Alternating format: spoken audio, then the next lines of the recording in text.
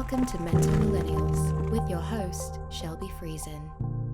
Yes, welcome back to another episode of Mental Millennials. It's been a while. We took a couple months off for the summer.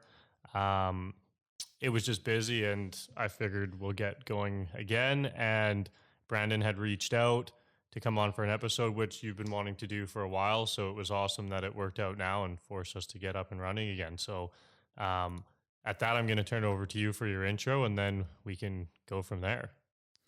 I'm Brandon Samson, 28. I'm a minor. I work out of town a lot, so I'm not home a lot. But I thought I just want to come and talk about my personal experiences and talk about lifting people up and trying to really get people to rise up their friends, man. Awesome. Yeah. Well, that's what I like to hear. I mean, that's what it's all about. So I guess to get started, I don't know really anything about you or your story, which I like. That's awesome because it's interesting for me, and that's the stuff I like to hear about. So I don't know. I think a good place to start would be, like, when did you first realize you were dealing with something mental health related? I'd say it was like the first time was I was like 23, and I was just like, I was dabbling in like steroids for the first time, and I was just like, first time and only time. But I was like young and dumb, and like, you know, I was in a relationship, was like really unbalanced, and then I basically left that relationship, but I left it on like a really bad note, and I went into like this spiral of like 8 months of like doing drinking and like just drugs and all that, and like I really, for like 8 months, it was just like such a repetitive habit, and like I'd wake up super depressed, and I like wouldn't even do anything about it. I just keep going, going to work every day, coming after work, drinking. And then it was basically it was like a Sunday morning. I just like woke up, I was sitting on the edge of the bed, and I just like started bawling my eyes out. And then basically my brother called me at the time, and he basically he could hear me, and he knew what was going on. Like, he knew what I'd been doing. My mom and him had been like basically helping me like pay my bills and all that, and like behind the scenes, and nobody really knew that. Everybody, you know, a lot of people thought I've always like, you know, I've always made good money, I've always done well for myself and all that. But there was like, you know, periods in my life where like my brothers like really carried me through. And so at this time he called me, and he knew right away like what the night before was like, and he was just called me. He's like, you need to come home and move in with me, move to Chilliwack, stay in my spare room, get yourself straight. He's like, because you're gonna die. Because this was like right in the middle of that fentanyl crisis when it all began. Right. And I was just like doing blow all the time, and like not even caring who I got it from. And like I knew people that had died. I knew people that had family members die and all that. So I knew right there when he called me and said that, I was like, I got to get out of this. And so probably a couple weeks later, I started getting into counseling, and it was like, I realized that I had a lot more going on mentally. Like, it wasn't even so much the alcohol as it was just me emotionally not being able to handle what was going on in my head. And once I figured that out, I was able to like, it really just turned on me that like, hey, like I need this. I need to be seeing somebody, I need to be unloading my emotions on somebody that's like very unbiased. And then, that was like really the first time. You know, like a couple years went by, and I'd say I was 26, and I stopped drinking because I was like, I had at this time I wasn't drinking for probably a year, and then I stopped drinking. I was like, this is just what I want to be doing. I don't want to be drinking and all that. And then I was still seeing counselor, and it was helping out a lot. And then basically something happened in a new relationship I was in, and it basically kind of dropped me off the edge of like my emotions again. I didn't know how to handle it. Didn't know it, like, you know, you're hurt, that person hurt you, you know. So I was at work one day, and at this time, like, my friends had anxiety, and I was like, I didn't understand it, because I was like, how could something, you know, like control you like that? How could something really take over your body. Like, and I was really hard on my best friend Kenny. He had it for years, and I was like, come on, man, get out of the house. Come on, man, do this. And he was like, man, I can't. And I was just always like bullshit. Yeah. Like, that's, come on, like, just get off the couch. And I never understood it. And I was at work one day, and I was like, really, I was going through a lot of emotions from being hurt. And I literally was working by the airport, and I literally just got this, like, my heart rate went through the roof. I couldn't breathe. And I was like, just literally stuck still. And I was like, I think I'm going to throw up. And my boss was like, you okay? You look white. And I was like, what is happening to me? And I started freaking out, and I was like shaking. And basically I left work, and I like hauled ass home, and I was like, I don't know what to do. I'm talking to my girlfriend at the time on the phone, and she goes, I think you're having an anxiety attack. And I'm like, no, not a chance. I don't have anxiety. Yeah. Like, not a chance. And then I was like at home, and I'm like in bed, curled in a blanket, and I'm just rattled, and I don't know what's wrong. So like, she gives me some CBD candies. I take those. I pass out like instantly. I'm out like a light. Sleep for like 14 hours. Wake up next day, and I'm like, I'm fine. I'm like, what the was that? Like, holy man. Like, and then I was like, so I brushed it off. I'm like, oh, maybe I was just having a bad day. And then it kept happening. And then I realized what was happening. I was like, I was having anxiety attacks like regularly. And I was about a month later, I went back out of town to work, and I work like 6,000 feet in the ground. Like, I get in a cage, and they lower you down, and like, you work there for 12 hours a day. They bring you back up, kind of situation. It's like dark. Yeah, it's pitch black. Like, you could turn all the lights off in your house, and you'd see your eyes would adjust. You can't adjust down there. Yeah, like, if you don't have your cap lamp on your hard hat, like, that's it. Yeah, you're rubbing the wall all the way until you find a place. Yeah. So I was going down every day, and I was like, for the first probably like 4 hours of the day, I would just like anxiety, shaking, can't handle it. And my brother's like right behind me. He's like, you gotta calm down, man. Like, you gotta like. And like, I had worked underground before, like, it wasn't a problem, but it was just the fact that my head, I couldn't get it straight. Like, couldn't get it right. So had you been working in that job like throughout this whole story? No, I did iron work. I was an iron worker for 7 years. Okay. And I got a job doing that in a mine. Okay. And then they switched me over to doing just full-time mining. Okay. So the first anxiety attack, I was on surface. They call it, like, I was above ground at the airport. But this job where I was having anxiety every day was putting you down. Yeah, I was down underground, and that was the second time I had been, like, a second job I've had underground. So I was used to the environment, right? So I knew it wasn't that, because my brother was like, oh, is it down here bothering you? Like, we're pretty far down in the ground. I was like, no, man, it's not that. Like, something's wrong something's wrong with me.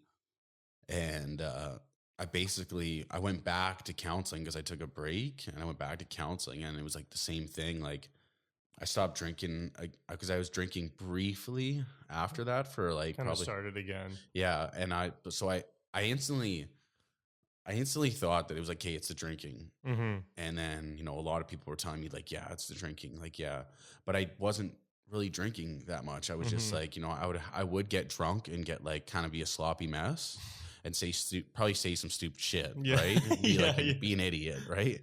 And so everybody, like, a lot of people, like, yeah, it's definitely your drinking. And then I went to my counselor. My counselor was just like, after about 3 months, she's like, Brandon, she's like, I don't think, like, you've got yourself labeled as this horrible alcoholic because you have these people telling you like these things, like certain things. And I'm like, yeah, well, they're not wrong. And she's like, no, but she's like, but I don't think that like your drinking is causing you all this anxiety or all this stress or all this emotional stuff. Like, you were hurt in a relationship, and now you don't know how to handle it. She's like, I'm going to teach you how to handle it.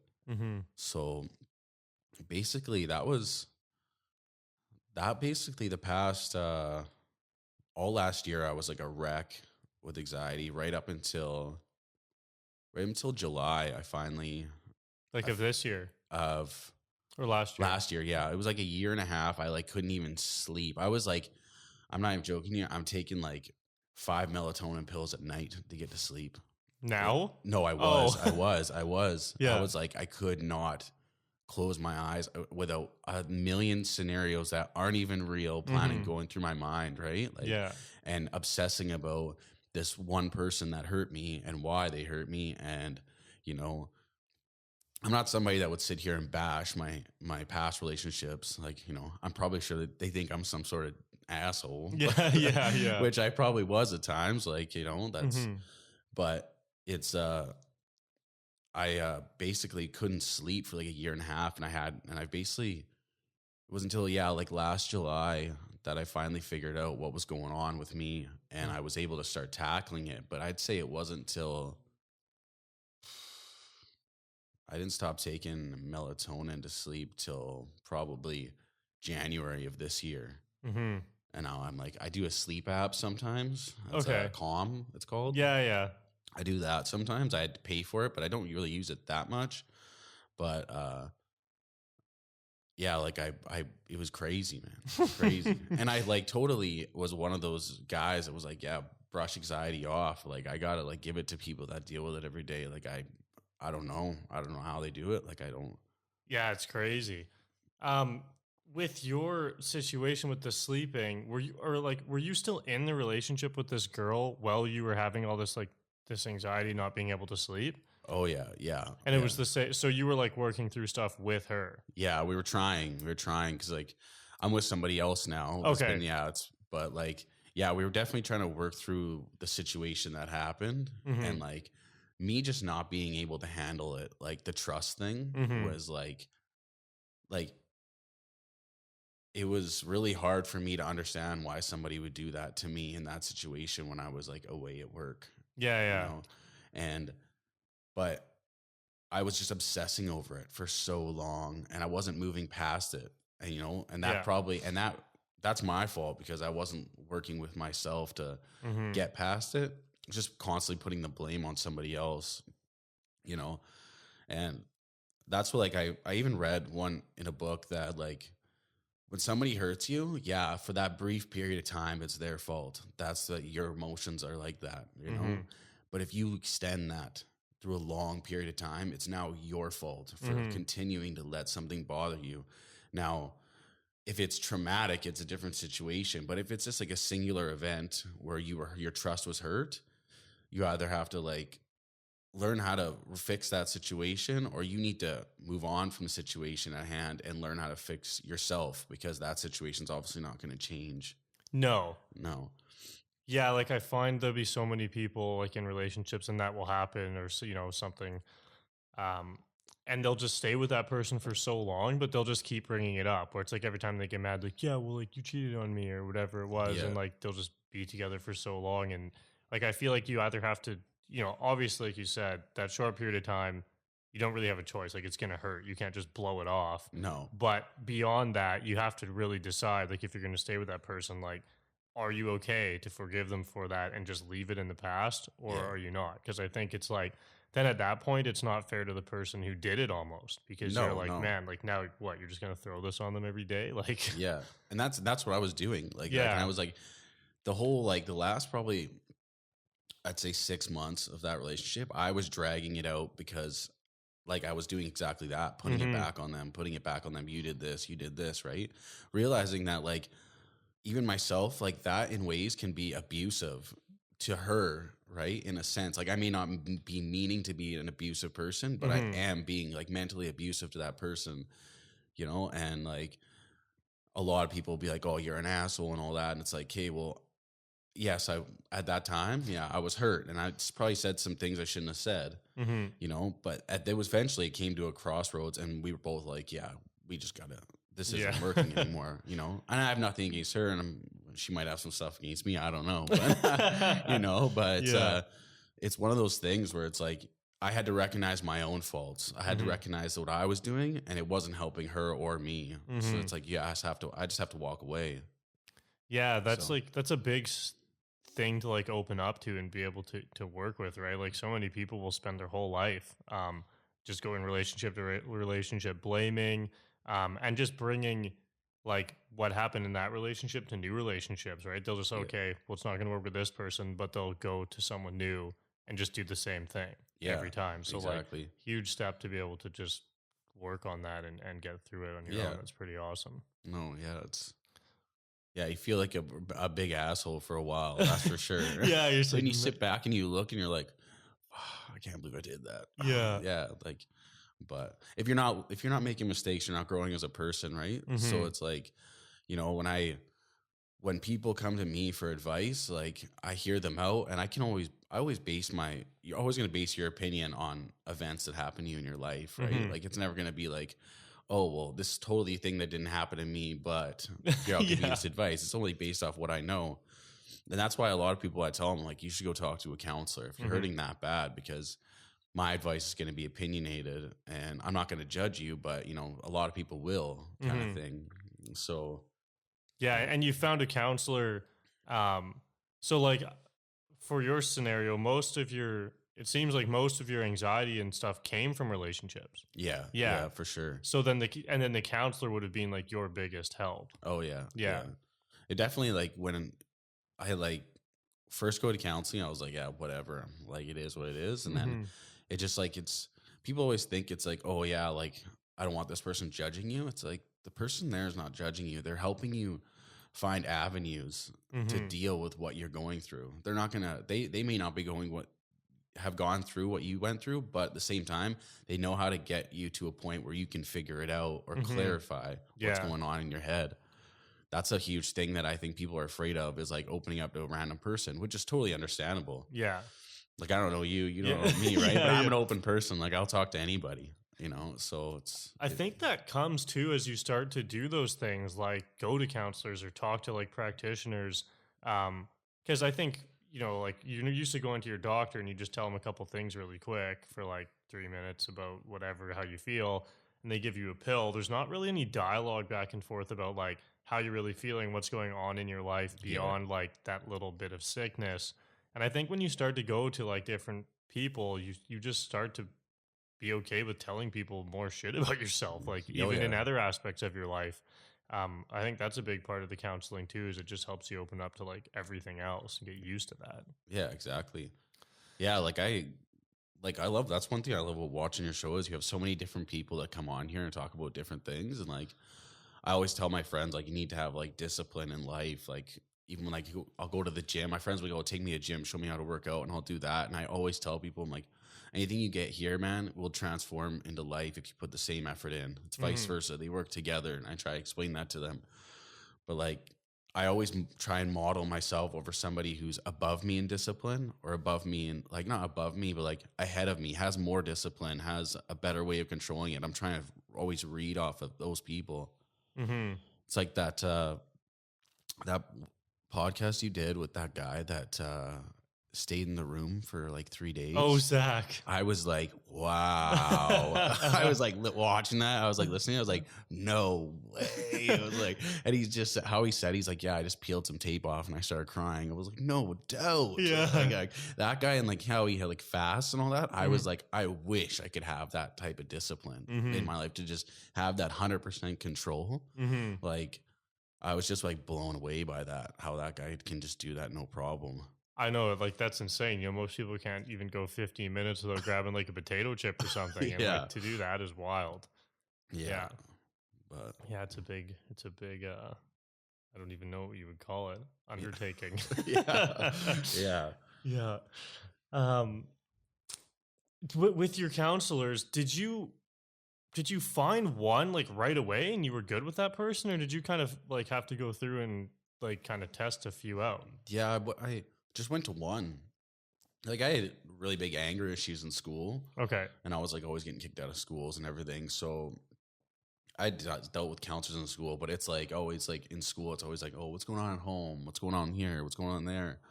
When you go with a counselor, it's like the first I went through, I looked through a list, and it was like, okay, specify like which ones they like specialize in this and that.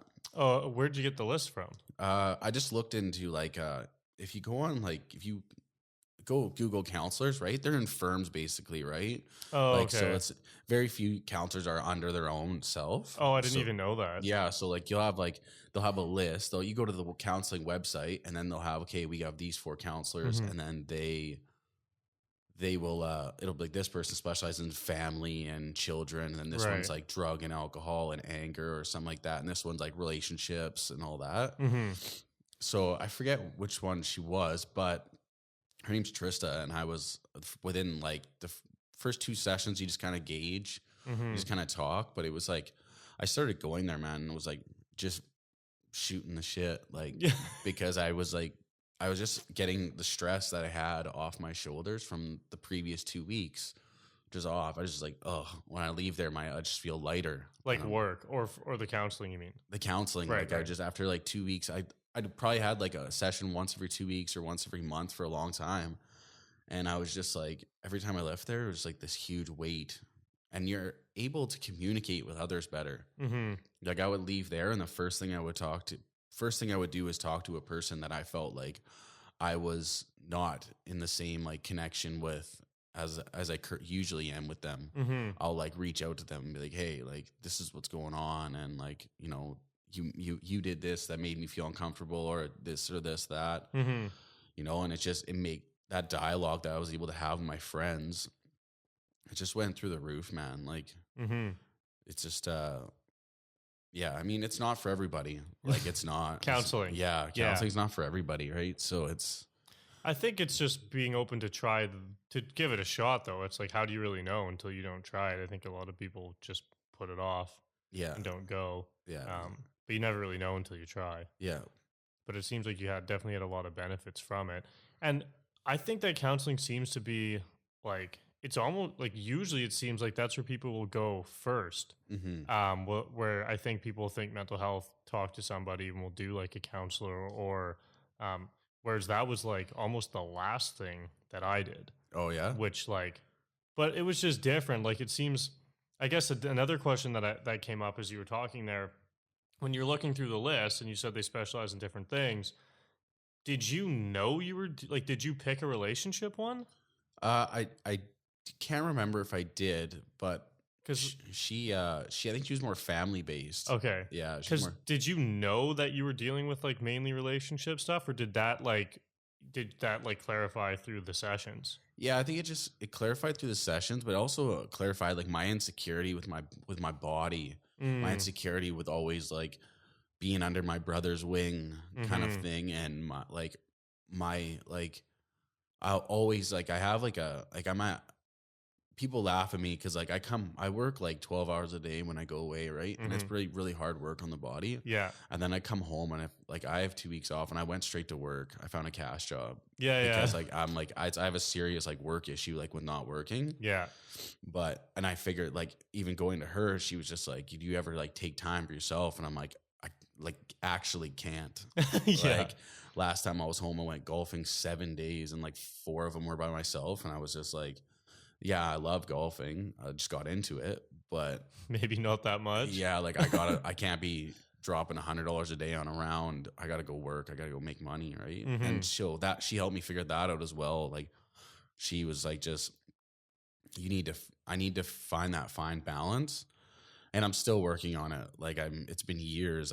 But I mean, it's who I am. Like to be like since I was 14 years old, I've always had a job. I Mhm. can't like not work. I've Yeah. always made my own money, and it's just Well, I think it's like the easiest thing to justify, where it's like, man, like going to work and making money. It's like that you can always justify it as something good to do, as opposed to like anything else. It's like either I'm sitting home not making money, or I'm going and spending money, or I'm going and making money. yeah. So like obviously going and making money is going to be like the thing that you would want to do. Yeah, exactly.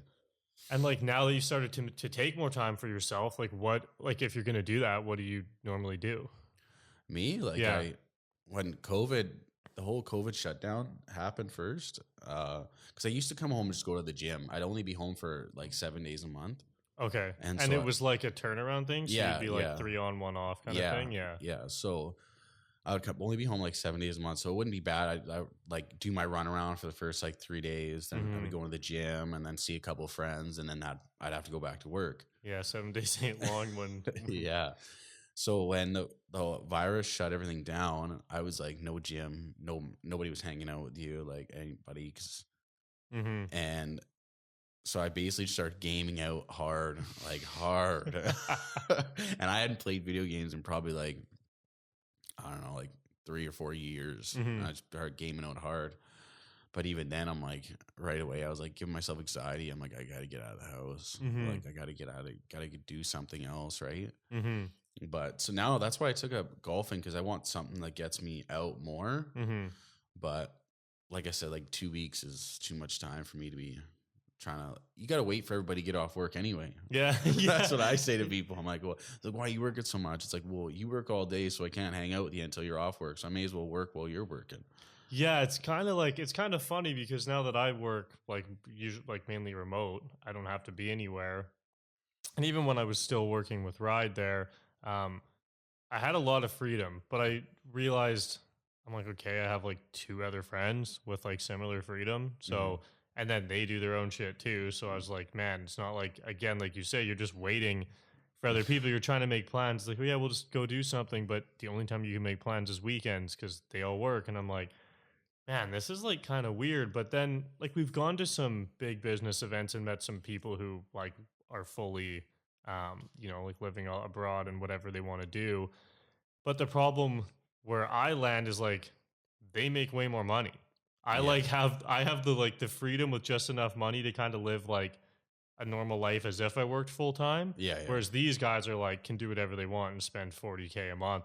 And I'm Yeah. like, okay, like I can't fly all over the world right now as much as I want. So I'm kind of like I find myself in that weird spot of like, yeah, I don't have the full freedom. So similar to you're saying is like you're just kind of waiting anyways for them. Yeah. So what do you do?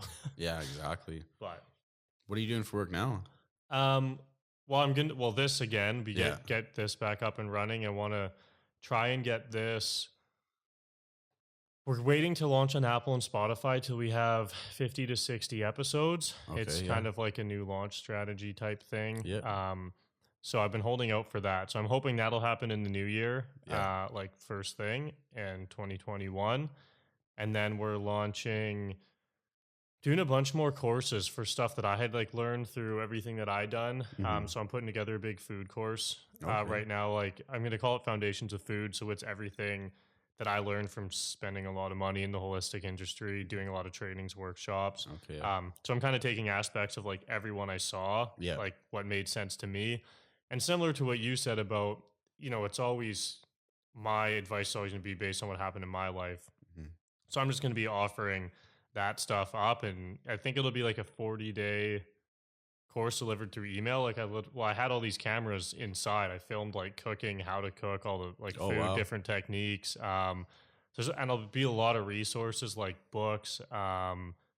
Because I'm not a scientist. I don't want to write any of my stuff as if I think I am. I'm just sharing my opinion, and I'll link to the resources that I found useful. So where people want to dive in more, they can. Where Yeah, they exactly. don't have to. And then like habit stuff, productivity stuff that I use for like working on my own because I'm like at home alone a lot. Some writing challenges and things like that. So I'll be doing like working on building my email list and products, info product type stuff. And then my brother bought a piece of property like 2 years ago in Rock Creek.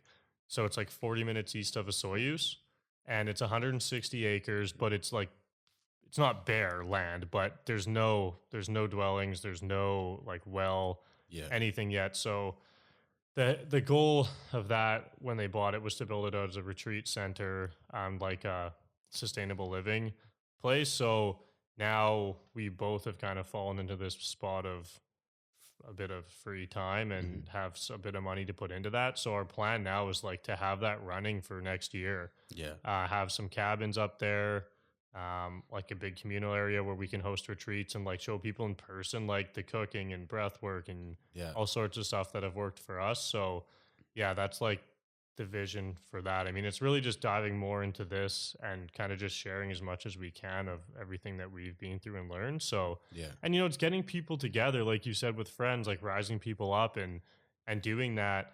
Like I love doing that stuff because you get to get everyone together and be there, like minded people who can help Yeah, each other exactly. out and have seen different ways of life and just trying new things. So I don't know. We're excited to do that. So we'll That'd be see what- awesome, man. yeah. So we're gonna hold, and like hopefully we'll hold a big opener there at some point in the new year, and reach out to everyone who's been on here and on all our lists, and get anybody up who wants to come. So yeah, it'll be, I don't know, it's a lot of work, but Yeah, but that's it'll be worth it, man. You're doing something that you're passionate about, and that's what matters. Like me, I just recently looked into just briefly looked into like a life and health coach. Okay. Because I have a lot of people that come to me for like advice, like because like because I work so much, like I have a bit of financial freedom, but like I don't ever I try to explain to people I don't really have money. I have my money put somewhere that's gonna make me money, kind of thing. So like I bought in the past year I bought 2 rental properties in Chilliwack, and like people are like, oh, you must have all this money, and it's like, no, man, I'm putting into something that for my future that I care about, and like that's what I'm doing. But the health and life coach thing, I've been looking into it because like I want to build, like you said, I want to get people together and like have everybody just like build each other up. I think that's like a huge problem in today is example, I have friends, like I have like, if I lined up all my friends, man, you'd have a laugh. Because I got guys that like, I have friends that like can't get out of like being a gangster. Yeah. I have friends that geek out so hard, they like won't leave their house. And then I have like a lot of friends that deal with like mental health issues or in a mix. And then I have friends that are like rich business guys. And that it's just, I literally have a broad like span of friends. But the one thing I don't like about a lot of people that I see around my friends is like, I have a lot of friends that like don't like or have like social anxiety, and you won't see them out much. Like one of my best friends, Cole, I see him maybe once a year, and like I'm just absolutely ecstatic every time I see him because I'm just like, I know how hard it is for him to come out. I know because I've known him since we lived together and we went to school together, and I know. From the second I met Cole, like I was always like helping him along when it came to coming out and all that. And he had like a stretch there for years where he was going out more than me. And I was like, I was stoked. And then, he's kind of reverted back, like he's having some troubles and all that. But I see a lot of people go like, as soon as I see a different person come out and they're like, they have social anxiety and they don't like coming out. People rag on them for not coming out. Oh yeah. And it's like, that's exactly why they don't come out anymore. Yeah. Like you're putting them on the spot in front of people and literally being like, come on, you don't even come out anymore. We invite you out. It's like, you don't know what that person's dealing with. There's a reason they're not coming out. If they came out still, it means they still like you. It's just like, you don't need to rag on them for not coming out because then they just won't come out. Yeah. Like they're not going to want to be coming out if you're just going to make fun of them for like not coming out and having anxiety and all that. Like, I don't understand that. Like, I don't understand why people rip on each other like that. Like, it's all jokes are jokes. But if that's the only thing you're going to say to somebody is just rip on them every time that you do see them, it's not going to make them want to come out. Like, when I go and see my friends, it's like we're like constantly hyping each other up. And like, I met 2 guys in trade school, and they were just like hype, and I was in a low point in my life, and they were like making me feel like I was on top of the world. And I was like, I fucking love these guys. Like, and I introduced some of my friends, and now my other buddies are like, man, those 2 are just like, they light up a room. Like they refuse to have people down here. Like they need to bring everybody right up to where they are. It's just because like that's how they view how everybody should be. Yeah. It's harder with others, but I don't see, it's like you saying you want to get people together and like, have like, you want to show them stuff and they, just have like a common joy and like, be interested together rather than like rag on somebody. Like my haircut, man, I'm usually a brown hair. I dyed it like Eminem bleach blonde and everybody ripped on me, but it was like, you know what? I've been wanting to dye my hair blonde for years, so I didn't care. I just did it. I just did it. Yeah. Who gives a fuck? And now my girlfriend's like, don't dye your hair back.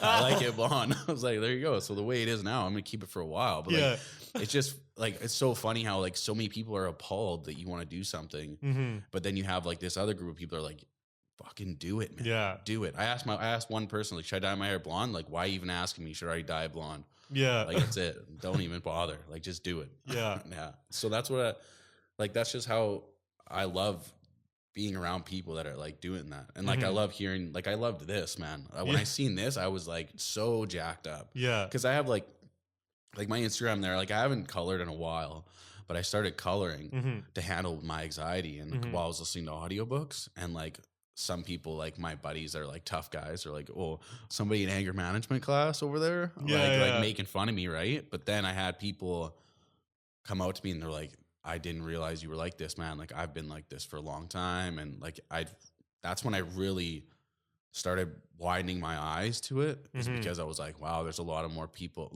that I know that are hurting that I had no idea. Yeah. And like my coloring, it's as minuscule as it looks, like had all these people come out to me and bring it up. And I was just blown away. Yeah. So when I seen this, I was just like, fuck, yes. Like, and even that stuff too. I mean, I think for me, I get worried about like the whole like thing, like, oh, maybe not that many people like it or whatever. It's like, or your buddy's going to make fun of it. But man, like doing that, it's just really like taking a stand. And like, you never know how many people, like, even though like maybe your buddies don't like it and like you post something and it gets 30 likes because it's not a selfie, like whatever. But then, like you said, all these people reach out that you never even know. And like, they're also the ones who probably aren't going to like or comment on it because they're nervous about it or they don't want people to know. But it's like the people that will all reach out, and like, that makes a huge difference to all of them too. It's not always just about like what's going to be best for your Instagram profile. Yeah, exactly. Yeah. Yeah. And it was like, my one buddy was just like, oh, I forget what it was. He just asked me, he's like, oh, how much to buy that coloring page that you did?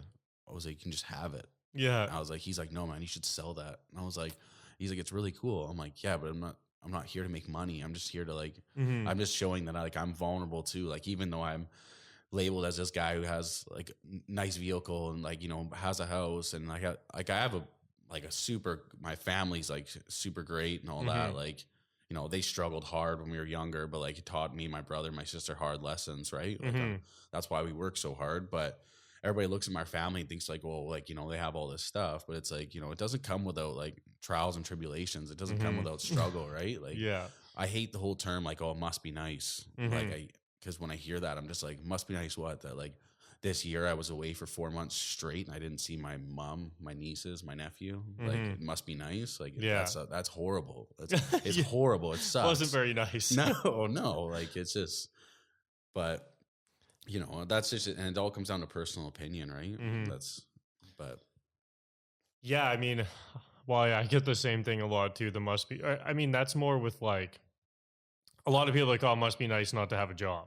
And that's like the line that I get a lot, because it's like, yeah, I don't have a boss. I don't have to be anywhere. That's pretty sweet. But like, also, I just believe anybody can have that. I'm like, nobody's forcing you to stay at your job. Yeah. Right? Like, okay, fucking do what I did and work for 14 hours every day for 2 years and have no money and just struggle to try and build something that make yourself money to do that. But people just aren't willing to do it. Like, like I didn't just sit here and like randomly all this stuff just happened. Like, obviously I had to do a lot. And like, even this, like the only reason this is a thing is because I pushed myself so hard with business and alcohol and partying that it forced me, it fucked me up and it forced me to go through all this shit. And then I decided, okay, well, maybe I should make something out of that. And like, you just transform, and like, you're always just building and creating, where most people aren't. They're just following and they're not willing to go out there and do that. Yeah. But then when they see that and they go, oh, wow, must be nice. Well, I don't know. And like, that's another thing I really like. I want people to go out and do the shit they really want to do and help them do that. Cause I think that's like one of the saddest things. Like, people just don't believe that they can do it. They think that they have to have this normal job or whatever it is, and like, you can literally do anything. Oh yeah. And I want to like, I don't know, that's more of the stuff too that I want to like portray through all this as well. Like, and that's like, that's just, you can literally do whatever the hell you want. Yeah, exactly. And that's the thing. Like, people just always put these restrictions on themselves. Like, I always told myself, like I was growing up, my mom and dad are like super supportive, super hardworking, but 3 kids before you're 25, like, you ain't getting, like, it's hard. It's hard to do that, right? So like, growing up, like, they gave us everything they could, right? But as we're growing up, like, my dad always used to say, like, you got to be better than me, because like, but the only way you're going to do it is hard work. Like, you got to put the work in, or if you don't, you're going to be screwed. So me and my brother, both when we were 14, we had our first jobs, and it was like, right from there, then and there, it was like I prioritize work over everything because I'm always working for something. There's always something that I want. Yeah. Like, it may not be something that I need, but it's something that I want. Yeah. So it's, Especially at that age. yeah, like, and so like, it's, you have to put the work in for everything, and people don't want to, like, people will try something for 5 minutes and then they'll be like, it's not working, I'm good. Yeah. And it's just like, hey, that's not how the world works. Yeah. Like, people, like, I just can't believe that, like, some people just will sit there and criticize you for, oh, you're overworked, or you're this, or you're that. It's like, oh, hey, you want to go do this? Sorry, I don't have money. Yeah. And it's just like, okay, well, I'm going to go do it. And then they'll go, oh, must be nice. It's like, I just gave you the option to do what I'm doing, and you're saying no. Yeah. So how do you expect us to be on this? How do you expect to get, if you're not willing to do things that other people are doing, how do you expect to get there? Like, Yeah. you can't just sit there and mope about it. And No. like, you know, I feel bad that people, I can like really feel for the people that struggle with not having that push because of mental health. But I know people that are like just lazy. Yeah. And I'm just like, man, like, come on. Like, Yeah. you gotta want better for yourself. Right. But then they have people that mess me like, do you really need that? It's like, I want it. Yeah. That's it. Yeah. and that's okay too. I think that's another thing, right? Like, people, like, they'll get down on themselves, even like, man, like, I think they really want something, but I do it to myself a lot where I know, like, I don't know, even that dirt bike that's sitting there, like, when I bought that, I didn't need it at all. And like, I don't know, is there a real reason to have it? It's just fun. Like, and I would tell myself that things are bad. Like, if it's just fun, I shouldn't really have that because I don't need it. You know, I know you can be happy with nothing, just living in a little dirt hut somewhere.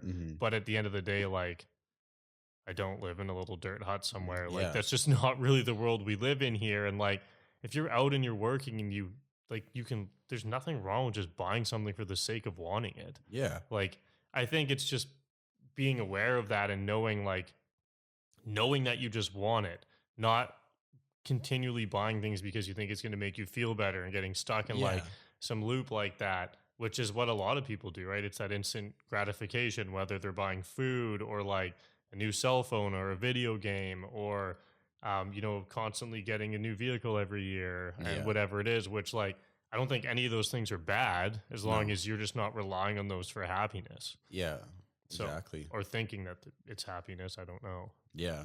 Yeah. I'd say like if the amount of changes I made to my appearance in the past probably year and a half, or like I never had like different haircuts, dyeing my hair. I pierced my nose twice. Like, I used to make fun of people that have nose piercings, but I came down, like, through my travels, I realized I'm like, hey, I'm just insecure because I want it and I don't think I can rock it. Yeah. I was insecure about it. Having like pink hoodies and stuff like that. Like, I was insecure about it because I was like, I'd like to have that look, but I don't think I could rock it. So I just make fun of it or bash it, And so over the past couple of years, I'm just like, why am I like that? Like, why am I even making that comment?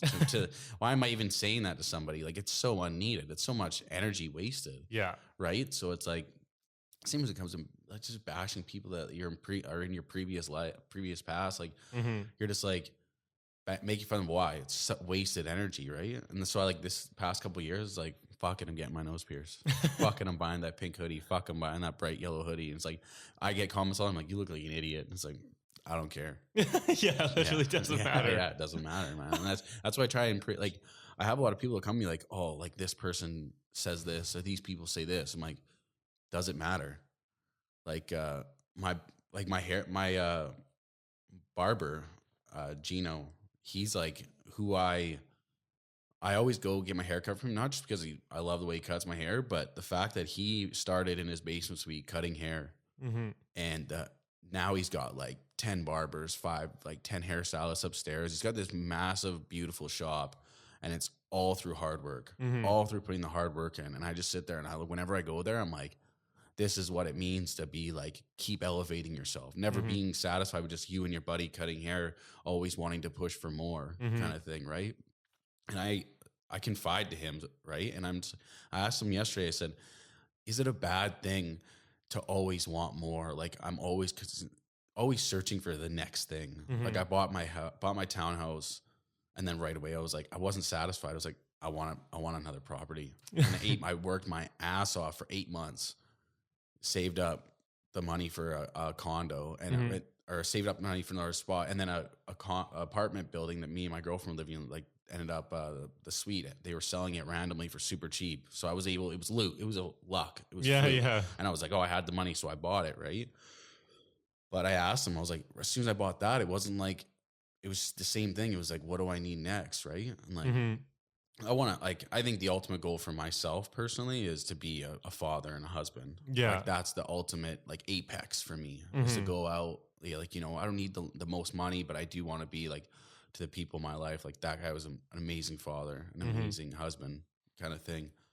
But I asked him, and he said his response was exactly what I say to everything else. And I just was like, yeah, you're right. He goes, if I told you that it's bad to have, like, always search for something more and more and more and more. He's like, if I told you, yeah, it's a bad thing. He's like, would you listen to me? I was like, no. And he's like, so who cares? Who cares? Why even ask the question? And I was like, yeah, you're right. Why do I even ask myself those questions? Because it's just going to put a restriction on me.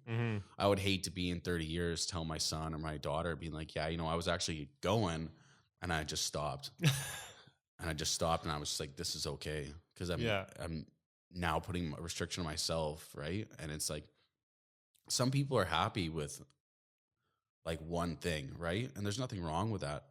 But I find that I've met a lot of people that are unhappy down the road just because they've been stagnant for so long. And I think that's, like, what I fear most, is being, like, not, like, failure, like, scares the shit out of me. Like, and it just, like, drives me at the same time, though. Like, I refuse to fail. Yeah.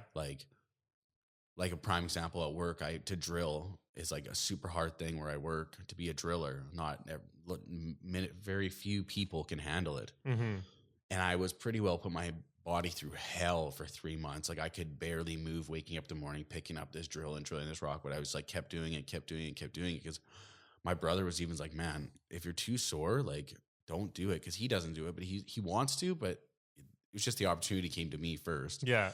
But he was like, just stop. Like, why are you doing that to yourself? I was like, I can't.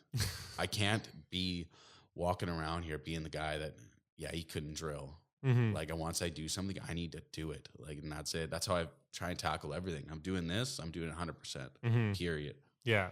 But yeah.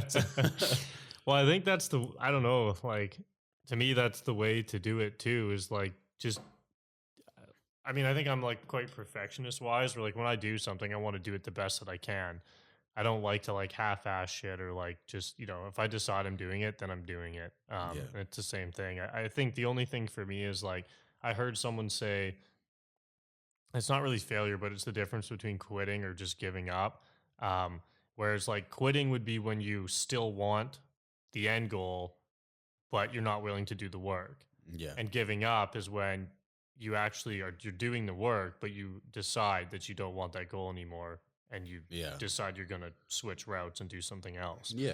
So for me, that kind of, like, a lot of times I would not stop because I'm like, I don't want to be that person who didn't do it, but I'm like, I also know that I don't want that anymore. So for me to become okay and go, you know what, like, I know I don't want that, and being comfortable telling people that. And because, you know, a lot of times I'd be like, I don't want to tell them I stopped doing it because they're going to think I couldn't do it, or, like, whatever. When that was, you know, being comfortable, being like, you know what, like, I just really didn't want that anymore. And they're like, oh, okay, like, that's a powerful thing to be able to do too, where you're like, 100%. man, like, they just fully decided they actually didn't want that, and they're switching routes completely, which is, like, I don't know, it's that can be a lot too. Yeah. And it's like, you got to take life as it comes. Like, you don't know what's going to happen. It doesn't matter. Like, my girlfriend got frustrated yesterday when I said, I was like, you don't know if in 10 years you're going to leave me or not. You don't know that because it hasn't happened yet. It might happen. I have no idea. Like, you don't, like, it's just, you have to just take life. And when something happens, you just got to go with, if something happens, you have to react to it, but you have to react to it in a way that's going to help you. If you just explode, like, it's just, it's just, everything's going to go awry. Like, everything that you're doing, everything's just going to become a mess. Right. So I think, for me, definitely my reactions to everything. Like, I used to be, like, a super, like years ago, I was really angry all the time. Like, my reaction, everything was just like, all right, I'm just going to fight this out. Like, Yeah. you know, I was just going to, now I'm just like, if somebody starts an argument with me, I'm like, whatever. Yeah. I just can't even hold the argument anymore. Like at work, if I suggest something and somebody just brushes it off, I won't even like, I'm just like, okay, I'm not gonna sit here and argue about it, Yeah. stuff like, because to me, it's wasted energy. It's negativity that I don't need in my life. So it's like, you're more like surrender, kind of just letting it go now. yeah, because I'm just like, I'm at peace with who I am, and you know, I'm always learning. If I was some like cocky prick who was like, whatever, like that, like, and not, but I'm always listening to people. I'm always trying to learn from people. You know, I'm intrigued with people. It's like, and it doesn't even matter where you come from, like race, sexuality, you know, background, like just anything at all. Like I'm always listening because I'm always intrigued to hear people's stories. Yeah. Like I'm fat. Like I learn stuff about my friends all the time that I had no idea, you know? Yeah. And like, it's just like people are like, oh, how can you know that many friends? And it's like, well, it's not really that like they're my friends, but like, you know, they're people that when I see them, like I acknowledge them. Like I acknowledge their presence because I'm happy they're there. Yeah. You know, like I tell people all the time, like, I'm happy you're here, man. I'm happy to see you because I lost my best friend when I was 23 years old. I lost my best friend, and it was like not being able to have that, like not being able to have that last moment with somebody. It's just like, it took me probably 3 years to actually I was on top of a mountain in Jasper snowboarding. I was like 9,000 feet up, and it took me 4 years to actually accept that he was gone. And I was just like, it was just like one of those things where now whenever I see people, I'm like, I tell basically everybody on the phone, I love you. I'll talk to you later. It's like, I'm happy to hear from you. I'm happy to see you. I love you. I'll talk to you later. Cause it's like those three, like just saying those things to me, like even, it means the world to me to say it to you. You know? Yeah. But yeah, it's not even like it's not even for them to say it back or to hear it back. It's just like, yeah. yeah, You don't know what's going to happen. No. So that's why I'm always trying to keep positive everything. And like, if I get an argument with somebody, I'll call them that day and apologize and be like, hey, listen, I'm sorry. I'm not trying to get frustrated. You know, just, I went to sleep so many times in my life angry at a person, angry at my spouse, or angry at myself for something I did, that I won't do it anymore. I refuse to do it. It's just one of those things now. Yeah. Like, me and my brother, we fight a lot at work, and it just like kills me because I'm just like, fuck, man, like we shouldn't fight like this. Yeah. But it's Yeah. it's, I don't know, man. I'm just all about positivity now. Like I have my bad days too. Like I can't sit here and say that I'm perfect. No. Like I've been like, there's probably dozens of people that think I'm like the world's biggest asshole from stuff I did to them in the past. Oh yeah. And that's just, but I've accepted not to dwell on that. I'm never going to please you. I'm sorry for that. That's no longer my problem. That's now your problem. That's what I used to say to people. I'd see people in public and I'd be like, I apologize to them for like the 10th time. And I'd be like, why do I keep apologizing to this person? Like they clearly don't give a fuck. Yeah. So like, then I just finally said, you know what? It's no longer my problem. That's your issue, dude. I just wouldn't even acknowledge them when I'm out. It's like, if you want to come talk to me and have a conversation, sure. But if you're just going to sit there and hold a grudge for that, I'm not going to give you that time of day anymore. Yeah. Yeah. It's funny how it like turns like that. I find like the same thing with people from high school a lot. Is like, I was a dick for sure. Yeah. And people like, it's kind of like, that's all they know of you too, right? It's Yeah. like they saw you for 4 or 5 years in high school. You're an asshole. Now what? Like they don't see you for 10 years. They're still going to think you're an asshole. But it's kind of like, for me, when I see people from high school now or anywhere that I haven't seen in a long time, I'm like, man, like, what have they been up to? Like, I want to know. I'm like, it's been like 10 years. Like, what have you been doing? Like, what's going on? And like, I'm just totally different than I was then. And even in like my ending of high school years, early 20s, I literally believe people never changed.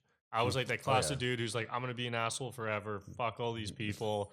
And that's just what I thought. And then like, it was really like the mental health thing that opened me up and like made me, become more open and change. But like I guess I put it on other people too, because I had well, I don't know your exact scenarios, but I had similar scenarios with women about like trust issues and all this shit. And I just was always like, dude, fuck these girls. Like, they're never going to change. All girls are fucked. Like, and I would never give people second chances. They'd be like, no, like, I'm like, no, man, like, you're doing that. You're always going to do that. Yeah.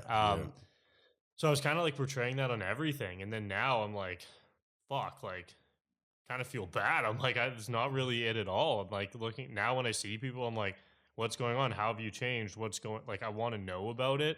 Whereas like now I see them doing the same thing. We're like, man, like, dude, you're just still that dick from high school. I'm like, Yeah. not really, but okay. Yeah. You know, and the people who will open up, like, dude, it's insane how like different you are. Like, you know, this is crazy. And it's not like doesn't mean like, I don't know. It doesn't even have to be in a good or a bad way. It's just different. But being willing to be open to that. Yeah, exactly. Like I have friends now that I was like in school. Cause when I was in school, man, I was like tracksuits. I was 300 and something pounds. Like I just like tracksuits and I'm the hardest fucking kid around kind of thing. Now I'm like wearing flannels and tucked in shirts and wearing suits and dress shirts all the time. It's like when I hear people, they're like, "Oh yeah, that guy's just an idiot." It's like, dude, it's like you knew me when I was 18. Yeah, yeah. I'm now 28, and people do grow up. Yeah, some people don't. But hate to break it to you, but I did. Yeah, yeah. So it's like it's crazy, and that's another thing that like gets me is like the amount people hold on to nowadays. Like I used to be that person too. Like it's all part of the process, like opening up, like you said, and opening up your eyes to like just a wider concept of like happiness. It is like some people they'll spend their whole lives like doing one thing and they'll be happy with it. And then they'll see something else and they'll do something else and makes them 10 times more happier. And then they're just like, oh, why wasn't I doing this the whole time? It's like, well, you're just kind of locked in. You narrowed your vision, which I mean, in times there's nothing wrong with that. No. But like at the same time, it's like I'm just so open to everything, everything. Like my buddy Michael, you know, people make jokes. He's got like 1,200 friends on Facebook, but if you talk to those 1,200 people, they would tell you that Michael is the most amazing person they've ever met. I guarantee it. Yeah. Like the guy is just blows me away. How adaptable he is to a room. Like it doesn't matter who's in the room. Like me, it takes me a bit to gauge people. And then once I get talking, I get flowing. It's like, okay, you're into this. Yeah. Okay. Yeah, I'm into that too. And all that. Him, it's just like, bam, he's right there. Like making jokes, laughing it up. By the time you leave that room, you feel like you've been knowing this guy for like 10 years. Like I've only known him for 2 years, 2 and a bit. And like, not a day goes by I don't talk to the guy. Yeah. Like, cause I'm just like, him and his fiance Bianca, like they just, if it wasn't for those two at the time of my life when I realized I had anxiety and all that, if it wasn't for those two, I probably would have been a lot worse. I probably would have resorted to like hard drinking and all that. But those two, they just like kept me stable and mentally focused for myself, not just for anything that was going on in my life, but for myself. Because, and you need those people. Like I call Bianca's like the person I call when I need like a no bullshit answer. Yeah. Like if I need some life advice and I call her because I'm like, hey, here's the situation. This is what I want to do. She'll straight up be like, that's a horrible idea, Brandon. or she'll dissect what I'm trying to do. And she'll just sit there with me and talk with me. And it's like, yeah, you need that sometimes. You need to just talk sometimes to just clarify your own mind. Then it just comes out and you're like, fuck, why didn't I think about that? But it's talking to that person that helped, right? So yeah, like it's just, though Michael was another reason why I've opened up a lot the past year to just random people. But people ask me, like, sometimes people ask me super personal questions. I have no problem talking about it. Like at work, being a miner is like hardcore tough guy. Like I'm the shit macho, like beyond belief, the amount of testosterone goes in a room. It's just brutal. Like I can't even handle it sometimes. I'm like, get me out of here. Yeah. But like they were talking about the hazards of work and all this stuff. And I was like, and I brought it up, I was like, has anybody ever talked about mental health here? Mm-hmm. And they was like, no. What do you mean? I was like, dude, we go 6,000 feet in the ground. We work for 12 hours a day. I was like, most of you guys drink and fucking do whatever after work. Mm-hmm. We're not like other people. I was like, I tell people what I do, and they're like, not a chance in hell you would catch me going down that far on the ground. I was like, it's not normal. It's hard on the body. It's hard on the mind to be away from the family. Like, you guys, like, I don't know what's going on in this room, but like, and as soon as I said that, it was like 5 guys perked up, and one of them just said, he's like, yeah, I'm a recovering drug addict, and I go through so much this and that, and just talked, and it was like that, and it was like, my boss openly in the room goes, yeah, I mean, that's fuck all, right in front of everybody, and everybody just looked at him and was just like, man, like, how can you not acknowledge that that's going on right now, kind of thing. And I was able to break open, just because I had more of an open concept to it. I broke open a room full of like guys in their 40s who've been working their asses off. Now you realize, like, hey, like, yeah, I'm not that all right, you know? But you'll always get the few guys that are like, whatever. Yeah. But it's like, there's nothing wrong with opening about, man. That's what I think the big thing is too. Like, when I did the coloring thing, people were like, oh, fuck. Brandon? Really? Like, people who were close to me knew that I struggled, you know? And, but like, outside people that just met me or knew me from the past, they're like, oh, fuck. Really? That guy? I was like, so it's nice it was nice for me to show people my side of things, like, you know? But it's, yeah, that's why I love this. Well, moving forward, like, it seems like you're obviously like super passionate about this stuff, and like, you know, taking steps with it, and like enjoy talking to people about it. Is there anything that you're thinking, like, moving forward, that you're gonna like continue to do, or like things that you want to do, like, in that realm, like with your coloring, or you're talking about the coaching stuff? Is there stuff like that you're like kind of working towards on that? Yeah, I want to like start. Chilliwack is just announced they're building a homeless shelter for the youth. Okay. And I want to look into what I can do to help around there, because like, I went to going through high school, man. I got kicked out of LSS twice. Okay, so you were out here. Yeah. I got kicked out of Fleetwood Park, North Surrey, LSS twice. I ended up graduating from Apex. Like, the travel kids school, right? My stepbrother, I knew like a bunch of people we knew went there. Yeah, yeah. It's like in Langley behind Costco, sort of, or is that a different one? No, that's it's similar. That's a different one, but similar. The one Apex is the one up on 242nd. Oh, I don't remember. Or no, 234. No, 242nd, right before the co-op. There's that school on Fraser Highway. Oh yeah. It's not even a thing anymore, though. I don't think so. Yeah, I don't think it runs anymore. Yeah, they changed the name to it, and then the schools, I think. Yeah, like, I didn't realize how, like, I was angry all the time. I was overweight. I was like, you know, I was always getting in fights defending my friends. I actually never got in a fight once that had anything to do with me. And I was always getting kicked out of school, and everybody else could stay. Yeah. It's just so, I went to Apex, and I was like, I just saw, I was like, you had basically 12 kids to a classroom for each grade. And those 12 kids had a teacher and a counselor in the room at all times.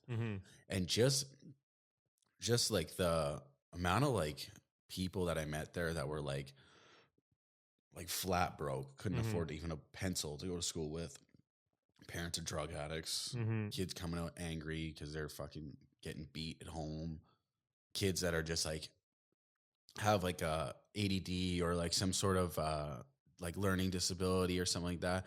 Basically, you just have like, it's 120 kids that the school district just doesn't want to deal with anymore. Yeah. And Apex is like the last resort. It's the last resort, right? So I just said, when I went there, I was like, fuck, like, this is it. Like, this is it. This is the last chance I have, right? So I went there, and I was still pissed off all the time. And I realized, though, like, real quick, I'm like, I'm not gonna lie, like, my mom and dad, we were broke always growing up. My mom, I never went without. I played sports. My mom and dad, they would they didn't get anything for themselves. We were always making sure we were all right. Mm-hmm. We had no money. So, but like when I went there, I realized I'm like, fuck, like I'm lucky to have the parents I do, like the family that I do, because like 90% of these kids don't have even half of what I do, or half that, like even the parents, like they all have, majority of them have one parent at home. Mm-hmm. So I went there and I just realized as soon as I went there for 2 years. I did 4 years. I failed grade 9 twice. Yeah, twice. So I went to Apex. I was like 16 years old and in grade 9. Oh my God. Everybody in the class was like, "How fucking old are you?" I was like, so I did end up working my ass off and did like 4 years of schooling in 2, and I still graduated on time. But I went there and within a year, I was like, I want to help people. Mm-hmm. Like I want to help people big time. And like it, took a leadership course there and like and all that. And I was gonna go to school for drug and alcohol counseling, but I got in like a really really dependent relationship. Like the girls would dependent on me, and I was working at Fox and the Fiddle. Oh yeah, I've been there once. Yeah, I was working at Fox and the Fiddle as a dishwasher, and like the relationship I was in was really toxic, and she was always taking money from me. And basically, what I ended up doing right out of high school, I started selling drugs because I was like, I can't afford to pay for her and me. Like, shit, like washing dishes, right? So I went like totally opposite for a long time. I was like for like 3 or 4 years, I was selling drugs, and I was like, I ran into one of my old teachers, and she knew about. She's like, I heard you're not in the best situation. I was like, no. She's like, you kind of went the other way with helping people, eh? I was like, yeah. And it totally like made me feel like shit, right? And I was like, yeah. She's like, she's like, that's not you. I don't know why you're like wrapped up in this. She's like, you're just like put on this earth to help people. Like that's what she told me all the time. And she was just like, she's like, I don't know what's going on, but you got to get out of it. And basically I was in the midst of getting out of it, and I got arrested. Like in a big like sting. And I was just like, I hated for my family for about a year until I had to go to court, and I was like, I was gonna go to jail and all that. And I ended up only doing like, I got like 5 months house arrest and 4 months of curfew. I got off lucky. And I worked out of town because when I got arrested, I was like 310 pounds. And like when I went to court, I was like 190. Yeah. And then and I had a full-time job. I was like, I was out working out of town and all that, so they let me keep my job because the judge is like, hey, like you've obviously made leaps and bounds from who you were before, so I'm just gonna let you keep your job and all that. So I was leaving out of town, but when I came home, I was on house arrest. And then, but while I was in house arrest, I started like just realizing that like I need to get back to helping people, and I was searching for probably years to try and figure it out, but and now like it's probably been, it's been like 4 or 5 years now since all that happened. But now I'm finally at the point in my life where I'm like, okay, I'm well off in the living situation, financial situation. I want to be a dad. I think that's the next step for me. But at the same time, in the meantime, before that happens, I want to that's where I really decided to I need to start helping people more. Like I need to start. I'm okay, and I know I'm okay, and I know where to draw the line now. Like I can go out and have a beer with my buddies, but I don't really do that. But if I wanted to, I can. It's not like because I emotionally, like the one thing counseling helped is emotionally, I was able to figure out I know in my head when it's okay not to have a drink and when it's okay to have a drink, because I'm like, I know that if I'm not in a good mood or I'm not having a good time, like I know I can be volatile to myself. If say I go out at night drinking with the boys, if I'm not there mentally, I'll just be like, I'm not coming out, man. Yeah. So I think I just realized now that I want to help younger people tackle it before it gets so bad, because going back to Apex, the counselor for one person having 10 kids was like night and day compared to high school. Because high school, you got 100 kids to one counselor. Right. And it's just you don't get that attention. Right. And that's why that's why I went from failing. I went to straight A's there, a straight A student all the way through grade 11, 10, 11, 12 because of that. Yeah. And it's just, that's when I realized I was like, these kids need more help than they're allotted. So like I worked with like youth before while I was in the grade 12 as like volunteering and all that. But now that Chilliwack went and said that about the youth center, Mm-hmm. I'm going to contact them and try and dive into that. I think because like they need to know that there's people like them, people Mm-hmm. that have gone through it. Because a lot of these people that try and help you, like help the youth, I'm not saying they haven't gone through stuff, Mm-hmm. but it's mostly the schools. They've gone to school for it. Mm-hmm. You know what I mean? They're trying to handle it. Like we're like, if I had somebody when I was like 17 come up to me and they were like 25, you know, I'd probably tell them to fuck off. But if they told me to fuck off back, I'd be like, yeah. like, so it's like, It's kind of just like almost what's that shit called where the like grade. It's in elementary school. I know it's just kind of like a big buddy. yeah, You know what I mean? yeah, It's like you're close enough in gap that you can like talk the same language, yeah, and like relate well, but far enough that you've also got the experience and the stories to kind of like get them to the next level, sort of. yeah. Because like one thing that really stood out to me when I was in high school, I was in grade 12, and like you said, that buddy system. Mm-hmm. This kid Jordy, he was gonna fail grade 8, and none of the teachers could handle him. Nobody could help me. And he basically had like half a year's work to do in like 3 days. Yeah. And I was like, you know, you're gonna. They just sat me down with him. They said the only person he'll talk to is you. So I sat down and was like, man, you're gonna fail grade 8. And he's just like, yeah, I know. I was like, I failed grade 9 twice, dude. I was like, do you know how fucking hard I've worked to graduate on time, to not be that fucking idiot that's still in high school. Yeah. And he was like, kind of, we were able to gauge, like talk, like you say. And it was like 3 days he did like half a year's worth of schooling just because of that. And he was just like, and he passed, and he was like, Holy fucking, shit. you know, and him today, like he's a hardworking kid and all that, like, you know, Mhm. but it's that stuff like that, moments like that to me showed me that I was like, hey, like I can help people, like I Mhm. can, you know, but Yeah. it's a tough world, man. It is. People say, oh, like you're just a kid, you have no idea. It's like, well, then why don't we help them? Mm-hmm. Why don't we help them? If they have no idea, then show them. Yeah. Like, you know what I mean? It's a vulnerability that they need to see, Mm-hmm. and the skills they need to learn to be able to handle the outside world. Mm-hmm. Because you get thrown to the wolves after high school, man. Yeah. I don't give a fuck what anybody says. Yeah. If you think you're leaving high school, if the teachers think you're leaving high school ready for it, you're not. No. No, like not at all. Like I didn't do my taxes till I was like 22, Yeah. and I was just like, oh, Yeah. I mean, like, fuck, like I don't think school's bad, but I think there could be a lot more stuff that's like taught and yeah, offered that would actually be usable. And it's also like, how much has the school system really changed over the years while the outside world's developing like Yeah. so rapidly, especially in the way people are like making money and doing things nowadays? Is like, man, when I was in grade 12, there was like not nearly the same sort of opportunity there is now for online and like all sorts of stuff to do. Or now I look back, I'm like, holy shit, like, but the school's pretty much the same. I mean, Yeah. sure, they have new technology in there, but I mean, I don't know. From what I see from my cousins and family, yeah, it's not much different than when we were there. yeah, yeah. I like I used to laugh because like people like when I was in high school back then, it was like if you're in trades, it's like, yeah, you're dumb. Yeah. You're dumb.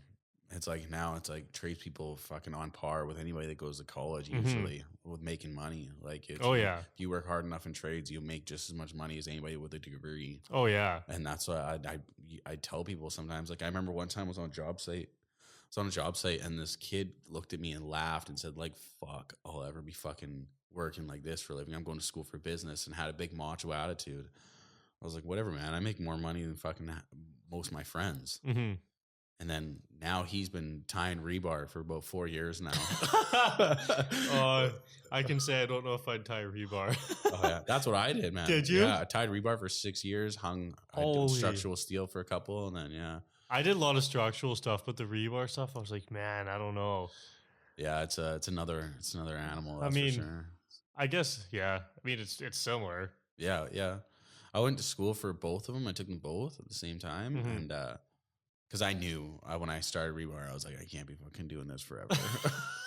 See these old guys barely able to move on a slab. Yeah. You're just like, I'm like, no, that ain't gonna Yeah. be me.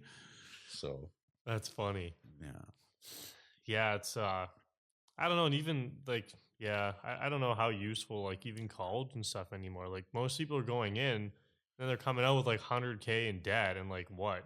You're gonna start from the bottom in some place for $20 an hour? Yeah. Like, I mean, I don't think it's always the case. Like, you can definitely get good jobs, but I don't know. The trades is like a good way that it's almost like you don't have to front $100,000 loan. It's kind of like pay as you go. Sometimes companies even pay for you, and it's like Yeah. affordable, and you learn as you go. And I don't know. It seems like I think it's a really good avenue. And like what I don't know. It seems like now even it seems now a lot of people don't want to get into the like dirtier trades, like steel work, Yeah. that kind of stuff, because that's what I did forever was like steel and fab, like Okay. Yeah. boiler making Yeah. stuff. Yeah. I did that for like 10 years, um, from like beginning of high school till I Oh don't know yeah. 20 early 20s. Um, but like all the people I know who run businesses in that industry, they cannot find people. Like people No. just don't want to do it. Nobody wants to be welders anymore, fabricators. Like Yeah. there's a lot of electricians because it's clean, Yeah. right? Like Plumbers. yeah, people want to do that shit. That's like, oh yeah, I'm in the nice house when it's all closed. Like they don't want to be fucking building all the dirty shit. So Yeah. I find a lot of I don't know. I'm curious to see what's going to happen with the industries as like the kids now coming out of school who don't want to get into that dirty shit they Yeah. see being done. I mean, who's going to do it? Like a lot of the guys in the trades now, like they're 50s, like 40s, 50s, and Yeah. when they're all gone, like what? There's two 20-year-olds who are going to do it. Like I don't know. Like I'm really curious to see what happens in the next like 10 years, 20 years with all that stuff. Yeah. No, for sure. And it's funny how like everybody's just always trying to make money off of like online stuff, like Mhm. reselling or selling, like, or be an Instagram person or Yeah. something like that. The My cousin, influencer thing. yeah, my cousin's got like cousin Shar. She's got like 40,000 followers, and she just takes random pictures. And Yeah, it's like, yeah. but people send her stuff all the time, and I'm Yeah. just like, fuck. I'm just like, fuck, man. It's like I just laugh. I'm like, dude, where does it come from? She's like, I don't know. She's like, you just post random stuff, and people start sending you stuff because you got a lot of followers. So you can make money off of it. You get a bunch of free stuff. I was like, Yeah.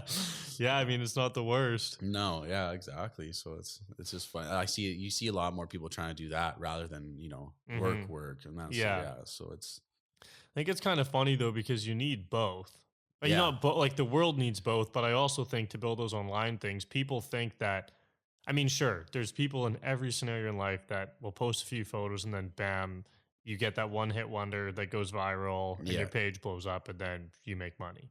But for many people, that's not I mean, that's maybe the case for 1%, if that, oh yeah, probably less. Whereas like whether you're putting the work in a trade or like something physical, if you want to be an Instagram influencer or whatever it is, you still need to put the work in. oh yeah, Sure, it's just on your phone or whatever it is, but you've got to learn the algorithms and what to post and when and yeah. what's trending. And There's a science to it. oh yeah, there's 100%. There's a science to it. you've got to look. You no matter what you're putting the work in, you've got to be willing to learn and adapt and do all that stuff because, like you said before, it's just all aspects of life. Whatever you're learning, it's Yeah, going to be useful everywhere. So yeah, exactly.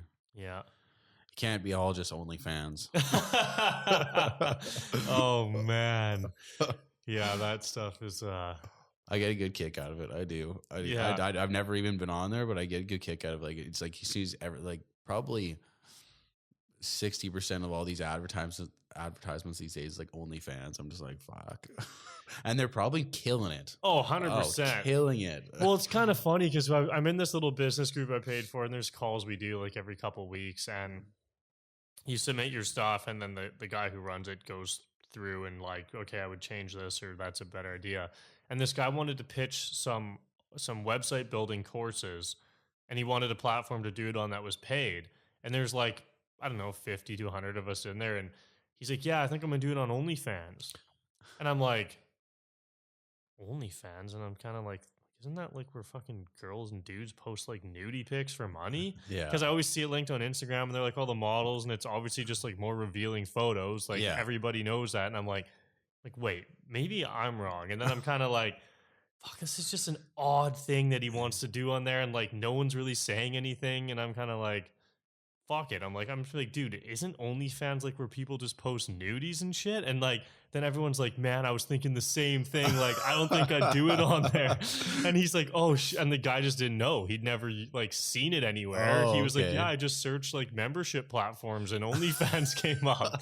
I was like, man, it's like a paid Instagram for like models. Like, I mean, that's all I've ever seen it used for. So I was just laughing, but oh yeah, we were even talking about it last night. And my brother's like, dude, like if I was a chick, I'd be on that. And like, of course, you're single, and there's a lot of couples on there, man.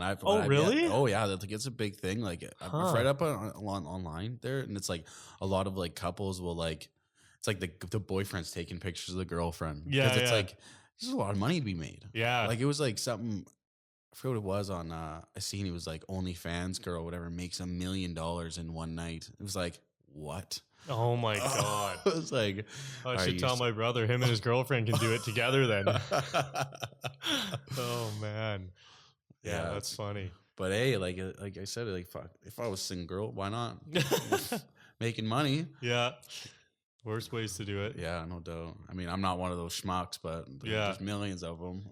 Well, that's the thing. I've definitely never like gone on it and paid for anything, so I don't like know exactly what's on the other end. So when I was on that, I'm like 90% sure that's what it is, but I don't know. Maybe I'm wrong in this, dude. It's all website people, but I don't know. So yeah, I mean, it's pretty obvious what it is when you see it. So yeah. But what so are you 100% separated from Ride, or are you? Yeah, we just I still have a few things to finish up, but yeah, like we were out in Toronto a month ago. Yeah.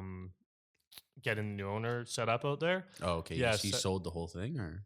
We did. Yeah, we sold the whole thing in the brand. And then my partner Derek is gonna be he's gonna like do a new name, I think, and because we designed some Harley parts, some performance Harley Davidson parts, and that was kind of like the last shot we were going to take it doing it together. Yeah, which just didn't work out. I was like, you know what, man, like whatever, like let's just sell this shit, keep the Harley parts. So he's going to launch those under a new name and rent a shop, and he's still going to do like similar work. But then for the online portion, he'll be launching the Harley stuff. So right on. Yeah, so that'll be cool. Yeah, I mean, I'll still help him out like with all that stuff when he gets it going, which will be nice. And then maybe work with the new owner if they need help. As they're kind of like releasing new things. But yeah, other than that, like I don't get calls or emails or anything anymore. So in that sense, I'm like, which is pretty sweet. Yeah. Like, I don't know. I don't think it's like clicked in yet, you know, where I'm kind of like, it's like hasn't been that long, but you guys built that, eh? That was your thing? Yeah, we started that from like 4 years ago. Yeah. So kind of, I remember the first time I seen he was on Lucas Giuliotto. Yeah. I was like, what the fuck is that? I clicked on it. I was like, God damn. Yeah. Yeah, man, it was a long road. Like it was awesome though, right? I went through a lot of different like ways of life with it. Learned a lot of shit. It taught me a lot of things. So, yeah, I think it's just too like, you know, knowing when to move on. Like it's just being enough, and it's not like I can't go back to building trucks one day. Like there's the 5-year non-compete, right? Like I can't just go and fire up another truck business. Yeah, and take all the clients back and stuff like that. Which like the guy was not super worried about, but he's like, you know, all this and that. And like, I'm like, dude, trust me, if I wanted to do this, I would just do it. Yeah. I wouldn't be selling it. And in the end of the day, I'm like, man, I could easily just 5 years from now come back and make the same shit or better shit. I don't care. Yeah. But yeah, that just wasn't the point. I was like, man, I want to try something new, and I'll always have this knowledge if I want to do something like that again. But yeah, I don't know. But it feels weird. Like I'm always looking at my phone, like, fuck, no one's messaging me or calling me because like, you know, all the customers and stuff. And it's kind of almost like, it's nice though. Yeah.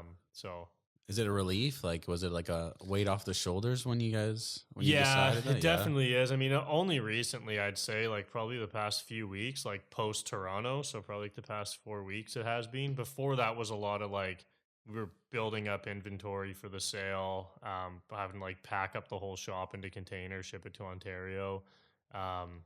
So it was definitely like stressful making sure we had everything in place for the deal to go through properly. Yeah.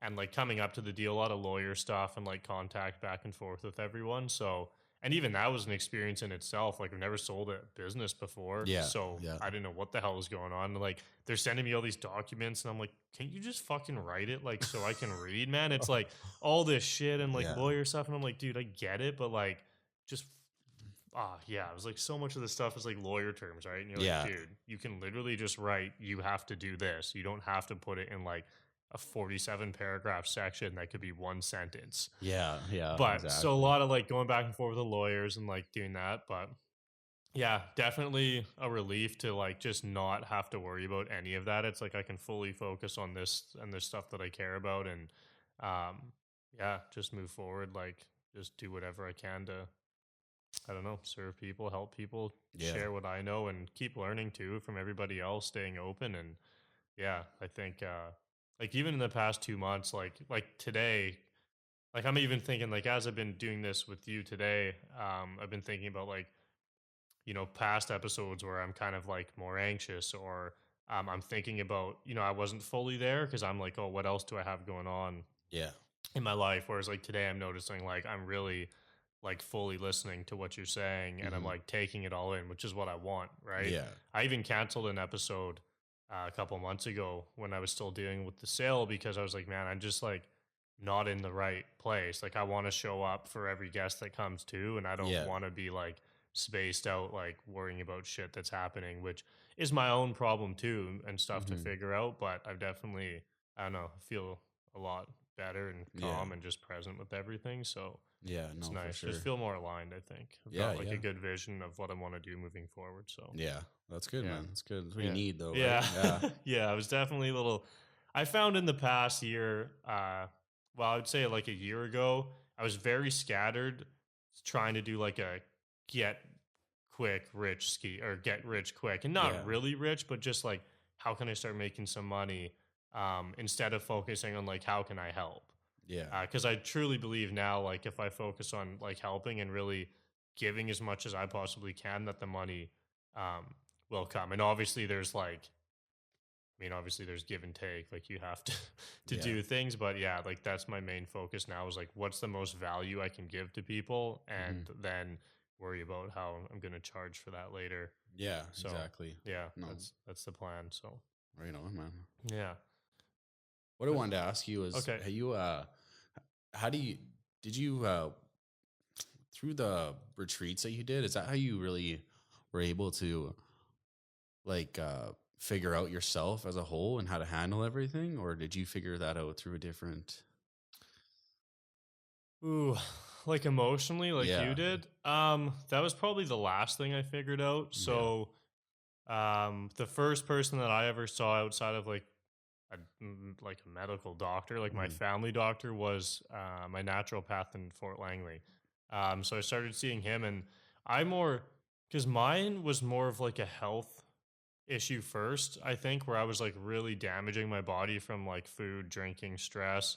yeah, So it's not that I wasn't having emotional problems too. It was just that I think the physical was actually like stronger at mhm, the beginning. So I took more of like, how can I like, because my body was like actually sort of like shutting down. Like I oh was yeah, eating like a can of soup a week, holy like fuck, nothing. And I would drink water, didn't matter what. Like I could drink 4 liters of water and I would just piss straight yellow. Like my body wasn't absorbing anything. oh, okay, Um, so it was a lot of like that stuff. So yeah, I went through naturopath. But the anxiety and like panic and worry and stuff was so bad. I just kind of kept seeing like I saw energy reader. But it wasn't really like that was just kind of like guiding stuff that was like, you know, you're having trust issues or things, but I wasn't really getting into the emotional side. It was always like food, like exercise, that kind of oh, stuff okay, yeah, that I really like focused on and like reading, stress, like breath work, um, which all ties into emotional, but the real emotional and like mental, like getting a handle on like really understanding myself would have honestly been like the past year and a half, where I had a life coach. okay, And I mean, similar to a counselor or anybody else, I guess. But yeah,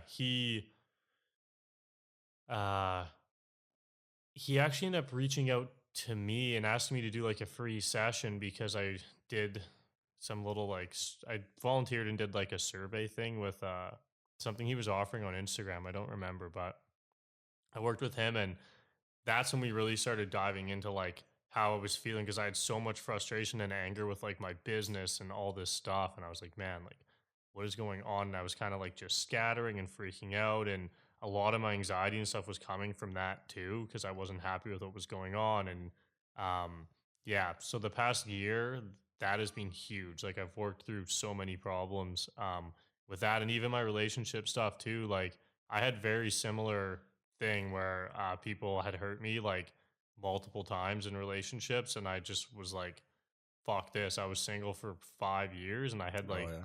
no interest in being with a girl, and like I'd kind of just like shut that out. Like, I just didn't want to deal with um women. I didn't want to I don't know, like, I didn't, I like, just, I guess the whole love thing was like, even with like, just with family, like, I just had a hard time saying love, like, is when I was gonna say it, like, my whole body would tense up, and I'm like, Yeah. no, I'm not, that's Yeah. not for me, right? And then, finally, like, honestly, within like the past 2, 3 months, that's like changed a lot working with him, and I've been seeing a girl for like 3, 4 months now, and like it's been great. But Yeah. having him there to talk to Yeah. and work through, and it was quite intensive. Like, you said with your counselor, you're doing like a call every, or you were having a meeting like every once or twice a month. Yeah. I was like, yeah, basically, yeah, at, at least once a month, most Hmm. of the time, twice. Okay, Yeah. yeah. Yeah, because I started with him last September full time, and we did like a 1 year program. So we had a call like every week. Hmm. So it was like quite, and like text, and what we did, which was cool, was a shared journal. Um, so every night I would write like how I'm feeling, and he would read it. So he like basically read my entire life for like a year, Mm. which is a lot. So I think that I really like that aspect of it, because I found for me it was very hard to like remember how I felt throughout the week, because stuff would happen so fast. Then I'd talk to him and I'd be like, fuck, like, I don't even remember what happened on Monday. So Yeah. like doing the journaling thing, I found that powerful, because like I could sit there right when I was really feeling it and go, okay, like this is what's happening. And then like he would get that each day, um, which I found very valuable. So yeah, it's only been this past year where I've really started working on like um, that, because I think before my anxiety definitely subsided a lot. Like, it Hmm. was really bad, but then it was still there. Like, sure, if I laid at home and did some breathing, like, I would calm down, but I wasn't like, I don't know, it was still there. It wasn't like there was things causing it. It's just if I isolated myself from all that and just sat on the couch and like closed my eyes, sure.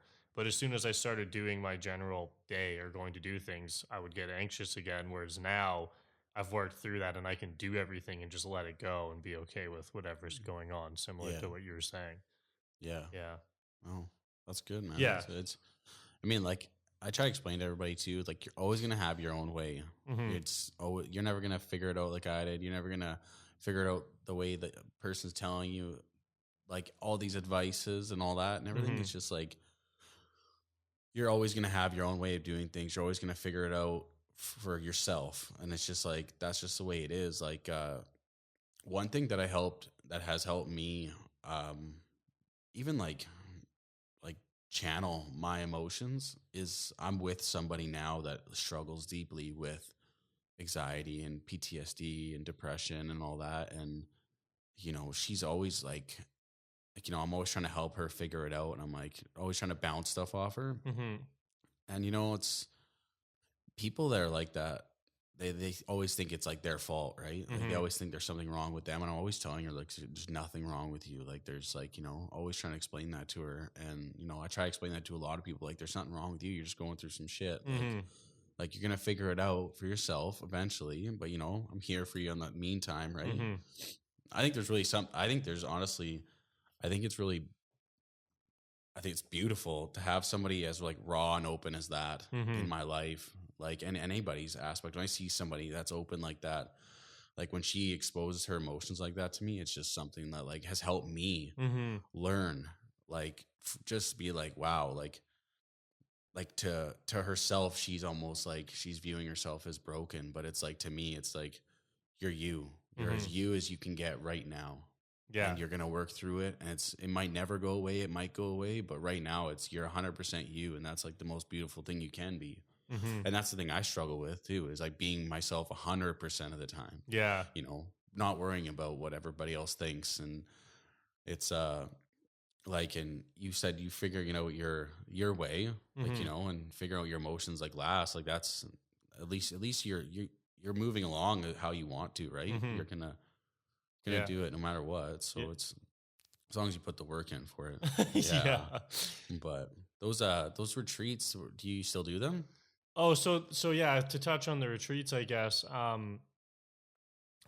like ones that I've been to, or Like, yeah, like are they yeah, so like Zach, the episode you talked about that you watched, the guy yeah, who sat in the room there, room and yeah. stuff. Yeah, so he holds retreats that I've been Mhm. to, Yeah. and they do them up in like Lillooet area. So there's Okay. a native elder out there who lets them use the land, and you go out, and the elder will do like a sweat lodge, and they'll do breath work and some yoga and stuff for about 3 days, and it's all like the food's prepared and Okay. everything. I know he's doing another 1 or 2 day one in September. Yeah. Um, and those, what else did I do? I've been to some like like food based ones. A lot of it's based. It was in Pemberton. Yeah. Yeah. The lady runs hers out of there, so there's a lot like that are all over that we've seen. And they're going on often for sure. Yeah. And I think they're cool. I think that's something also that you can like. I would almost sort of get hooked on where I'm like, I gotta go, because like I said, I would sort of isolate myself from the real word of everything you have to deal with, and I would feel fine. So then I'd be like, oh, I need to do that again. So I would kind of get hooked on like going to retreats, because like obviously you'd feel good going there Yeah. for 4 days, right? It's like a Yeah. vacation. But then as soon as like the second I'd come back into like, a lot of them are like no service, so you can't Okay. really use your phone, or you just don't want to. You kind of just leave your phone, but you come back in, and then it's just your normal life is like back on you in a second. Then I'm like, oh shit, and like you feel it again. Yeah. So I think it kind of like reverted to those as like a safety for quite a while, which Okay. gets Yeah. Yeah. expensive. But I think like either way, whatever, like you learn a lot when Hmm. you go, and it's cool to meet all the people and like like the diversity of people and like the friends. They did a men's one for a while. It was a men's retreat, and man, like I say to my girlfriend now sometimes, just explaining how like I don't know, like I like the the people I've met there. It's like I've had friends for 20 years. I've known since childhood. And I've met those guys for 3 days, and like I know more about them, or like I feel closer to them than some of the people I've known for my entire life. Yeah. And it's just cool to like be in that scenario with these guys. And like I'm usually the youngest. Like Okay. when I go, like usually people are like anywhere from mid 30s to mid 40s. Is like would be the average age, I would say. Oh, wow. Um, but it doesn't matter. I mean, like I never feel out of place or like No. weird. It's always, I don't know, it's cool to hear. And I even like they look at me and go like, man, this is so cool. You're doing it so young. Like, good for you. But also the way I look at it is like, dude, like in my family and people around me of their age, they're not willing to change or like deal with No. those things, right? And I look at them, I'm like, dude, like I don't care if you're 50. Like, I think it's sick that you're willing to do this too, Yeah. right? Like, Yeah.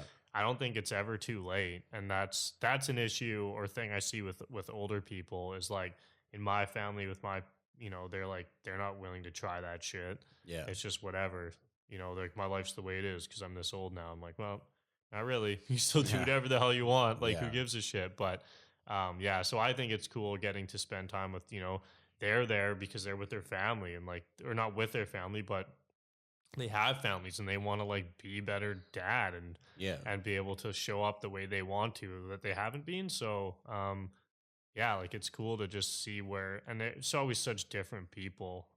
It's cool. Like I think that's the part I miss the most about it is like just being able to connect with people like so openly and not I don't know. It's like it's not even always about like what's it gonna do for me. It's just like sometimes just that connection with other people is like Yeah. enough, right? Oh So yeah. yeah, they're It's a small thing sometimes, man, that you just yeah. like don't even realize. You're like, you could be sitting down talking to somebody, be like, "Holy fuck, I feel a whole lot better." Yeah. Yeah, and it's like I always try and like I have friends that are very timid, like we're not very like they don't Hmm. speak out at all, and I'm always like just trying to rip it out of them. I'm just Yeah. like, come on, man, I know what's in there. Yeah, I yeah. know what's in there.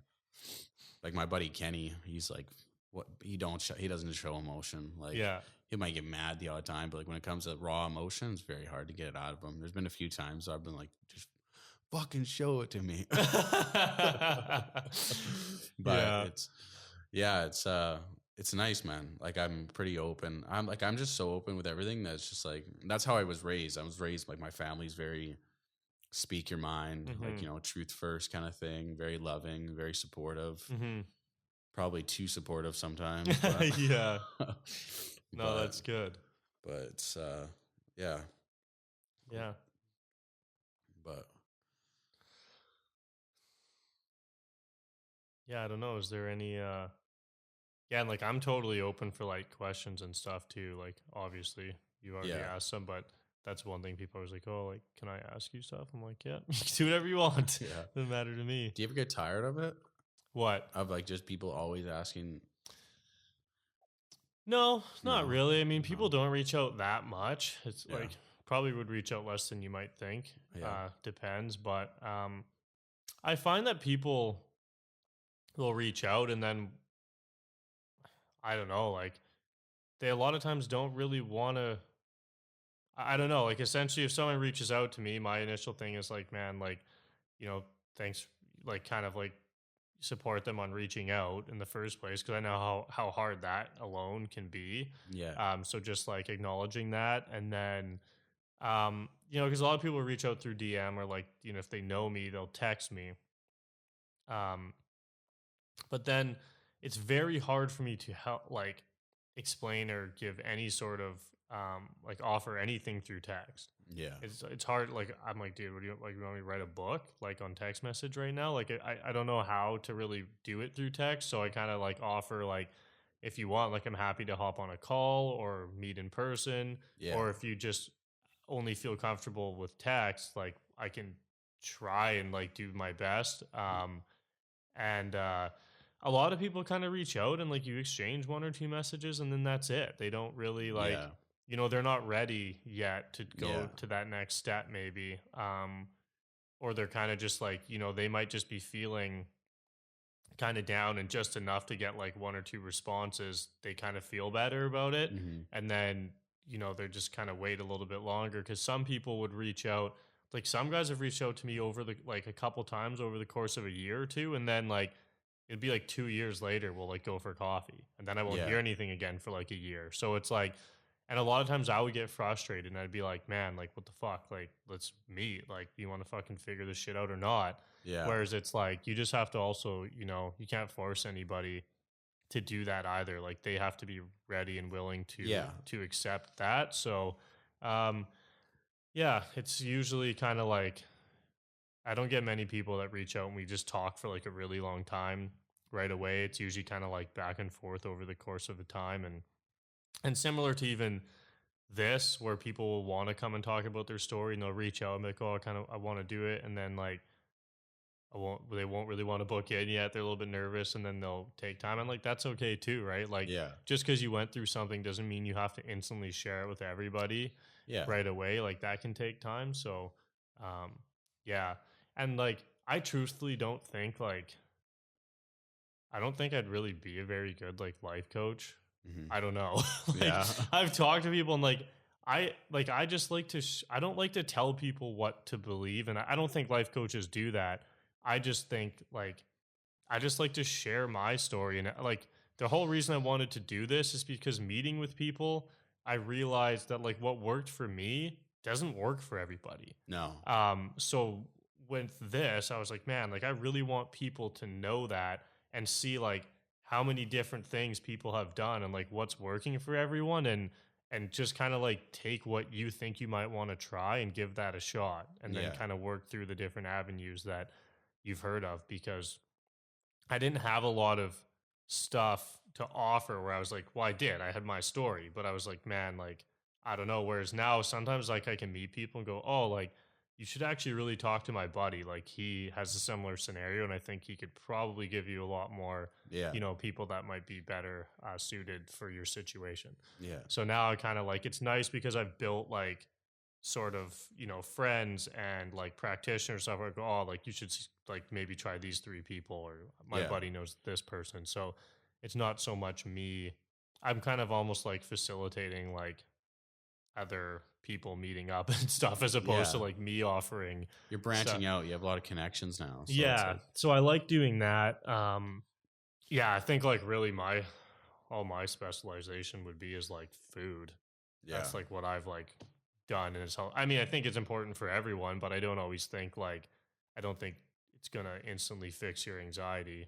No, yeah. It just depends. Like, if you have really bad health related anxiety, yeah, it's probably the place to start. But if you don't, then like if you're having issues with your girlfriend, eating lettuce isn't gonna fix that probably. No. So like, No. it just depends. So Yeah. yeah, but yeah, I don't get tons of reach outs. So No. no. And like still like it's pretty small right now, right? Like Yeah. like the podcast itself only has like 400 followers. I haven't been focusing at all on trying to grow it in like an audience wise, just trying to grow the episodes and more of like the people who come out to speak. And then when I launch on Mhm. like Apple and stuff, we'll kind of like go out and try and build an audience. And I think that'll be when we'll get a lot more people like reaching out and, Yeah. and that too. And I think too, like at that point, people will listen to an episode and go, hey, like they might actually want to talk to the speakers, right? Like, Yeah. like you guys, and go, hey, like, Yeah. Call in. Yeah. Yeah. yeah. So like, and a lot of people, I ask them like, are you willing? Like, if people ask, like they want to talk or like connect with you, are you open to do that? And most people are. So Yeah. And that's, I've told that to people numerous times. Like, I've had people that I don't even know come to me for stuff. And the first thing I always tell people too is like, I am not perfect. I have made a million mistakes. There are probably, like I said before, dozens of people who think I'm an asshole. yeah. And I think that I'm some piece of shit. But Yeah. there's also going to be probably another couple dozen that think I'm the greatest person in the world. Mm-hmm. And, you're going to get that mix, right? And Yeah. I would never turn, like you're saying, you're connecting with all these people.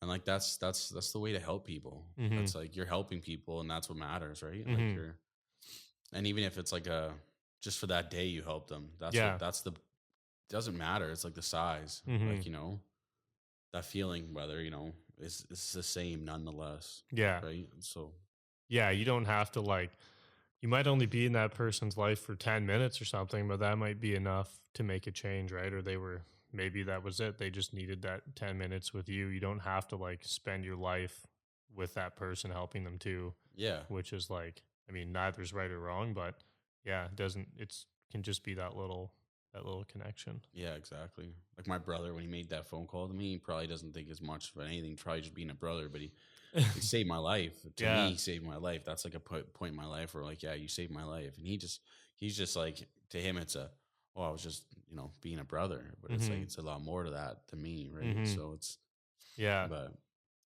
oh yeah. But yeah, man, I love this. I could talk all day. Yeah, I'm like my dad. My dad never shuts up. I'm just like him, so it's just like. But well, maybe you got to start one. Yeah, right. Yeah. No, and that's cool that you're getting back up again, though. I'm always watching. I'm always listening, man. I know. I was kind of like, fuck, I wonder if people are going to think I like stopped doing it. Or I thought about doing a post on the page saying like, hey, I'm just taking a break or whatever. But it was like, yeah, it's all good. Yeah. So yeah, no, it'll be good. Like, I'm excited and get some like, I don't know. It's cool too, because like the more people that do it, the more people that I meet. And even with what I'm going to be doing now, I'll just be meeting way more people. And I've opened it up to online. So it's not like only in person. I'm going to be doing it through Zoom still. Yeah. As well. Cause like, I don't know. I really like using this and doing it in person, but in reality, like there's Not only so everybody. many people Yeah. here, right? There's a Yeah. lot a lot of cool people that are other places in the world and things. So I'm going to keep it open Yeah. to that as well. Plus, if I'm not here, I still want to be able to do it. Yeah. So yeah, I've got the little mobile. I got that when COVID happened. Yeah. Because I did some that way. So yeah, I'm excited to be able to really just do it Yeah. anywhere. But I don't know. I do find the in person's like way better. Yeah. Yeah. Just to connect with the person. And like, I don't know, it just feels better than doing it through a screen. No, yeah, for But sure. yeah. But I mean, like you said, if you want to like kind of widen that Mm-hmm. audience, is eventually that'll be the route, right? And Yeah. like call people calling in, and you might have somebody comes on weekly and Mhm. stuff like that. Like it's Yeah, Yeah. like I don't know, and I think like in the future I'd envision something like I don't know, like Joe Rogan's obviously big enough that like people come from everywhere and go in person, but that's kind of what I would envision, like the whole retreat, like sustainable area that we're Yeah. like kind of making, where it's like people would literally come for it's like you're giving them an experience even as a guest. So like you Yeah. would come from wherever you live and you would stay at this super cool place and get to experience like how you live out there and how we do a podcast episode and like you'd kind of get like a whole experience out of it. It's not just like coming to my house to talk, Yeah. which is like still super awesome. But I Yeah. just like when I envision how it would look like in like a few years in the future, it would be that people would actually like want to fly in from anywhere Yeah. and be Yeah. here in person. Yeah, it's the experience that you Mhm. want, right? Yeah. It's it's pretty different spectrum, but like Shambhala, Yeah. that is Yeah. I like was people. going to go this year actually. Yeah, I've been twice. Yeah. And honestly, man, it's like it's just another whole different experience. I went to music festivals when I was younger, and I Mhm. was like, oh fuck, hippie fest. I'll pass on that. Yeah. But then my buddy Cody does shoes for them. Oh. Cody Cameron, What's his? Shed Designs. Yeah, yeah. So he does. He makes shoes for the DJs there. So he Mhm. invited me out. He'd been trying to get me to go for a while, and so I went with him, and it was just like a whole different experience. But the people that are come from the other side of the world for this, Mhm. and then like they're dead sober. Yeah. Then they're like, I've been here every year, and they don't do any drugs. You can't drink there. Like Mhm. they don't serve alcohol there. Yeah. So but they don't do any drugs. They're just 100% there for the experience. Like there's yoga during the day. There's meditation. There's painting. There's Mhm. like costume party. Like it's just You can do whatever. they just do so much different stuff there that people say they fly from all over the world just for the experience. It's not Mhm. even it's for the music too, obviously, but it's like it's mostly just like another experience. And I went there for the first time, and I was absolutely blown away. Mhm. I was like, and I'm not like I don't really dress like them or Yeah, act yeah. like them, or I'm not like, love the earth kind of like them, but like just Yeah. how welcoming how welcoming I felt. Like I was like, oh, I have to come back. After 5 days, I was there for 4 days, I was like, I have to come back. I went again. I was gonna go this year, but I'm gonna go next year because it's just a nice, welcoming experience. And like that's the kind of vibe that you want to make, like, Mhm. right? You want somebody to be like, wow, like I want to come back here. Mhm. Cause I mean, it's nice to go do something and you'd be like, oh, I did it once. So like, yeah, whatever. But like, it's something else to have somebody be like, I'm coming back. Yeah. And like, and that'd Mhm. be awesome to have something like that, man. Oh, 100%. Yeah. Yeah. But No, it'll be that's the dream. yeah. Mhm. No. Yeah. Just the time. I mean, like you said, you got to put the work in, right? Just take Mhm. time and work. That's It's going to be a lot of work. yeah, I'd imagine. Yeah. But 160 acres, you said? Yeah. Holy. Yeah. It's quite a bit. Yeah. It's wild. Is there any services there or anything like power or No. nothing? No. No. We'll be doing all that. Yeah. Well, it'll be like off-grid power, so like solar and stuff. Yeah. And then we'll do a well, so we'll drill a well next year, so that'll be water Yeah. supply. There's enough service, like you could get. We'll have like internet and Wi-Fi, likely satellite, just because we're gonna need it anyways. Like we all work remotely, Yeah, so yeah. we'll have a little communal work area and stuff like that. And yeah, but other than that, there's nothing on it. Yeah. So. Right on, man. Well, and there's no so since there's no power or gas and stuff, like everything will have to be run off like propane. You just get a big tank filled Yeah. for like cooking and whatever else. So Yeah. yeah, No. yeah, it'll be different, but Yeah. it'll be cool. Yeah, no, for sure. And that's Mhm. it'd be your own thing, man. That's Yeah. it'd be something that they don't. There's not much of anything really around that Mhm. around here, at least.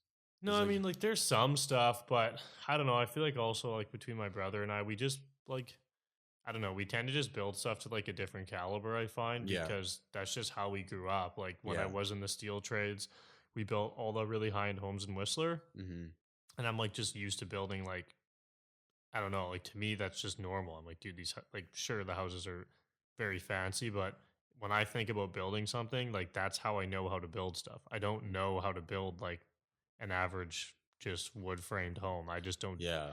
know. And it's not like we're going to be building mansions up there, but like No, everything's going, like, they're going to be small cabins. It is off the grid, but it's going to be nice. And yeah, like, that's what I want. I want people to experience, like, it'll be kind of like a, just because it's off grid and you're kind of giving that experience doesn't mean it has to be like shitty little dwellings and stuff. yeah, So, and roughing it. yeah. It So can it's, be almost a resort yeah.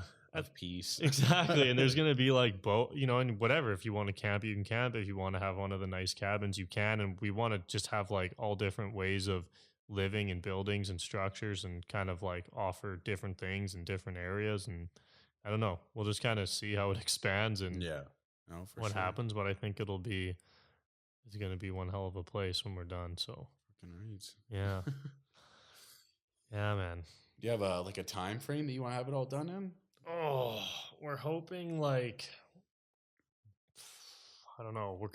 We were hoping we could get some cabins up for the winter because we want to do like there'll be like wood burning hot tubs, sauna, and stuff like that, like a little bit of a spa area. So we were thinking that would be cool for the winter if we had like at least 5 cabins and that because it's like there's really nice views and stuff, and like if it's all covered in snow and up there, it's not like heavy snow like Whistler, like it No, is on the no. coast. It's like just light and like dusty. So I think it'd be like super beautiful with all the snow and being able to stay. But we don't know if that doesn't happen. It'll be like next year for sure. Like come spring, we'll be running retreats and stuff like throughout the next year. And whether like we're facilitating some of this stuff or it's just other people renting the space and hosting retreats, like Yeah, we'll be posting about all of it and like people can literally attend whatever. You don't even have to come to a retreat. Like you can literally just rent a cabin for a few nights if you just want to do your own thing and use the different areas.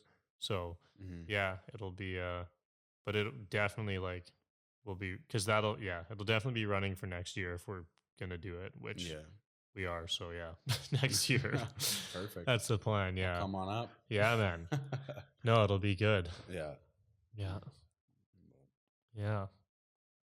Um, I don't know. I guess, yeah. Is there anything else that you want to share? Nah, man. It's pretty well it. For Pretty now. good. Yeah. Want me back? Let me know. Yeah. Anytime, man. Yeah. Yeah. Yeah, I'd, I love this. Like I said. But That's yeah, man, awesome. thanks for having me. Yeah, Appreciate it. anytime. Like, thanks for coming out and reaching out and kicking my ass to get back going again with it.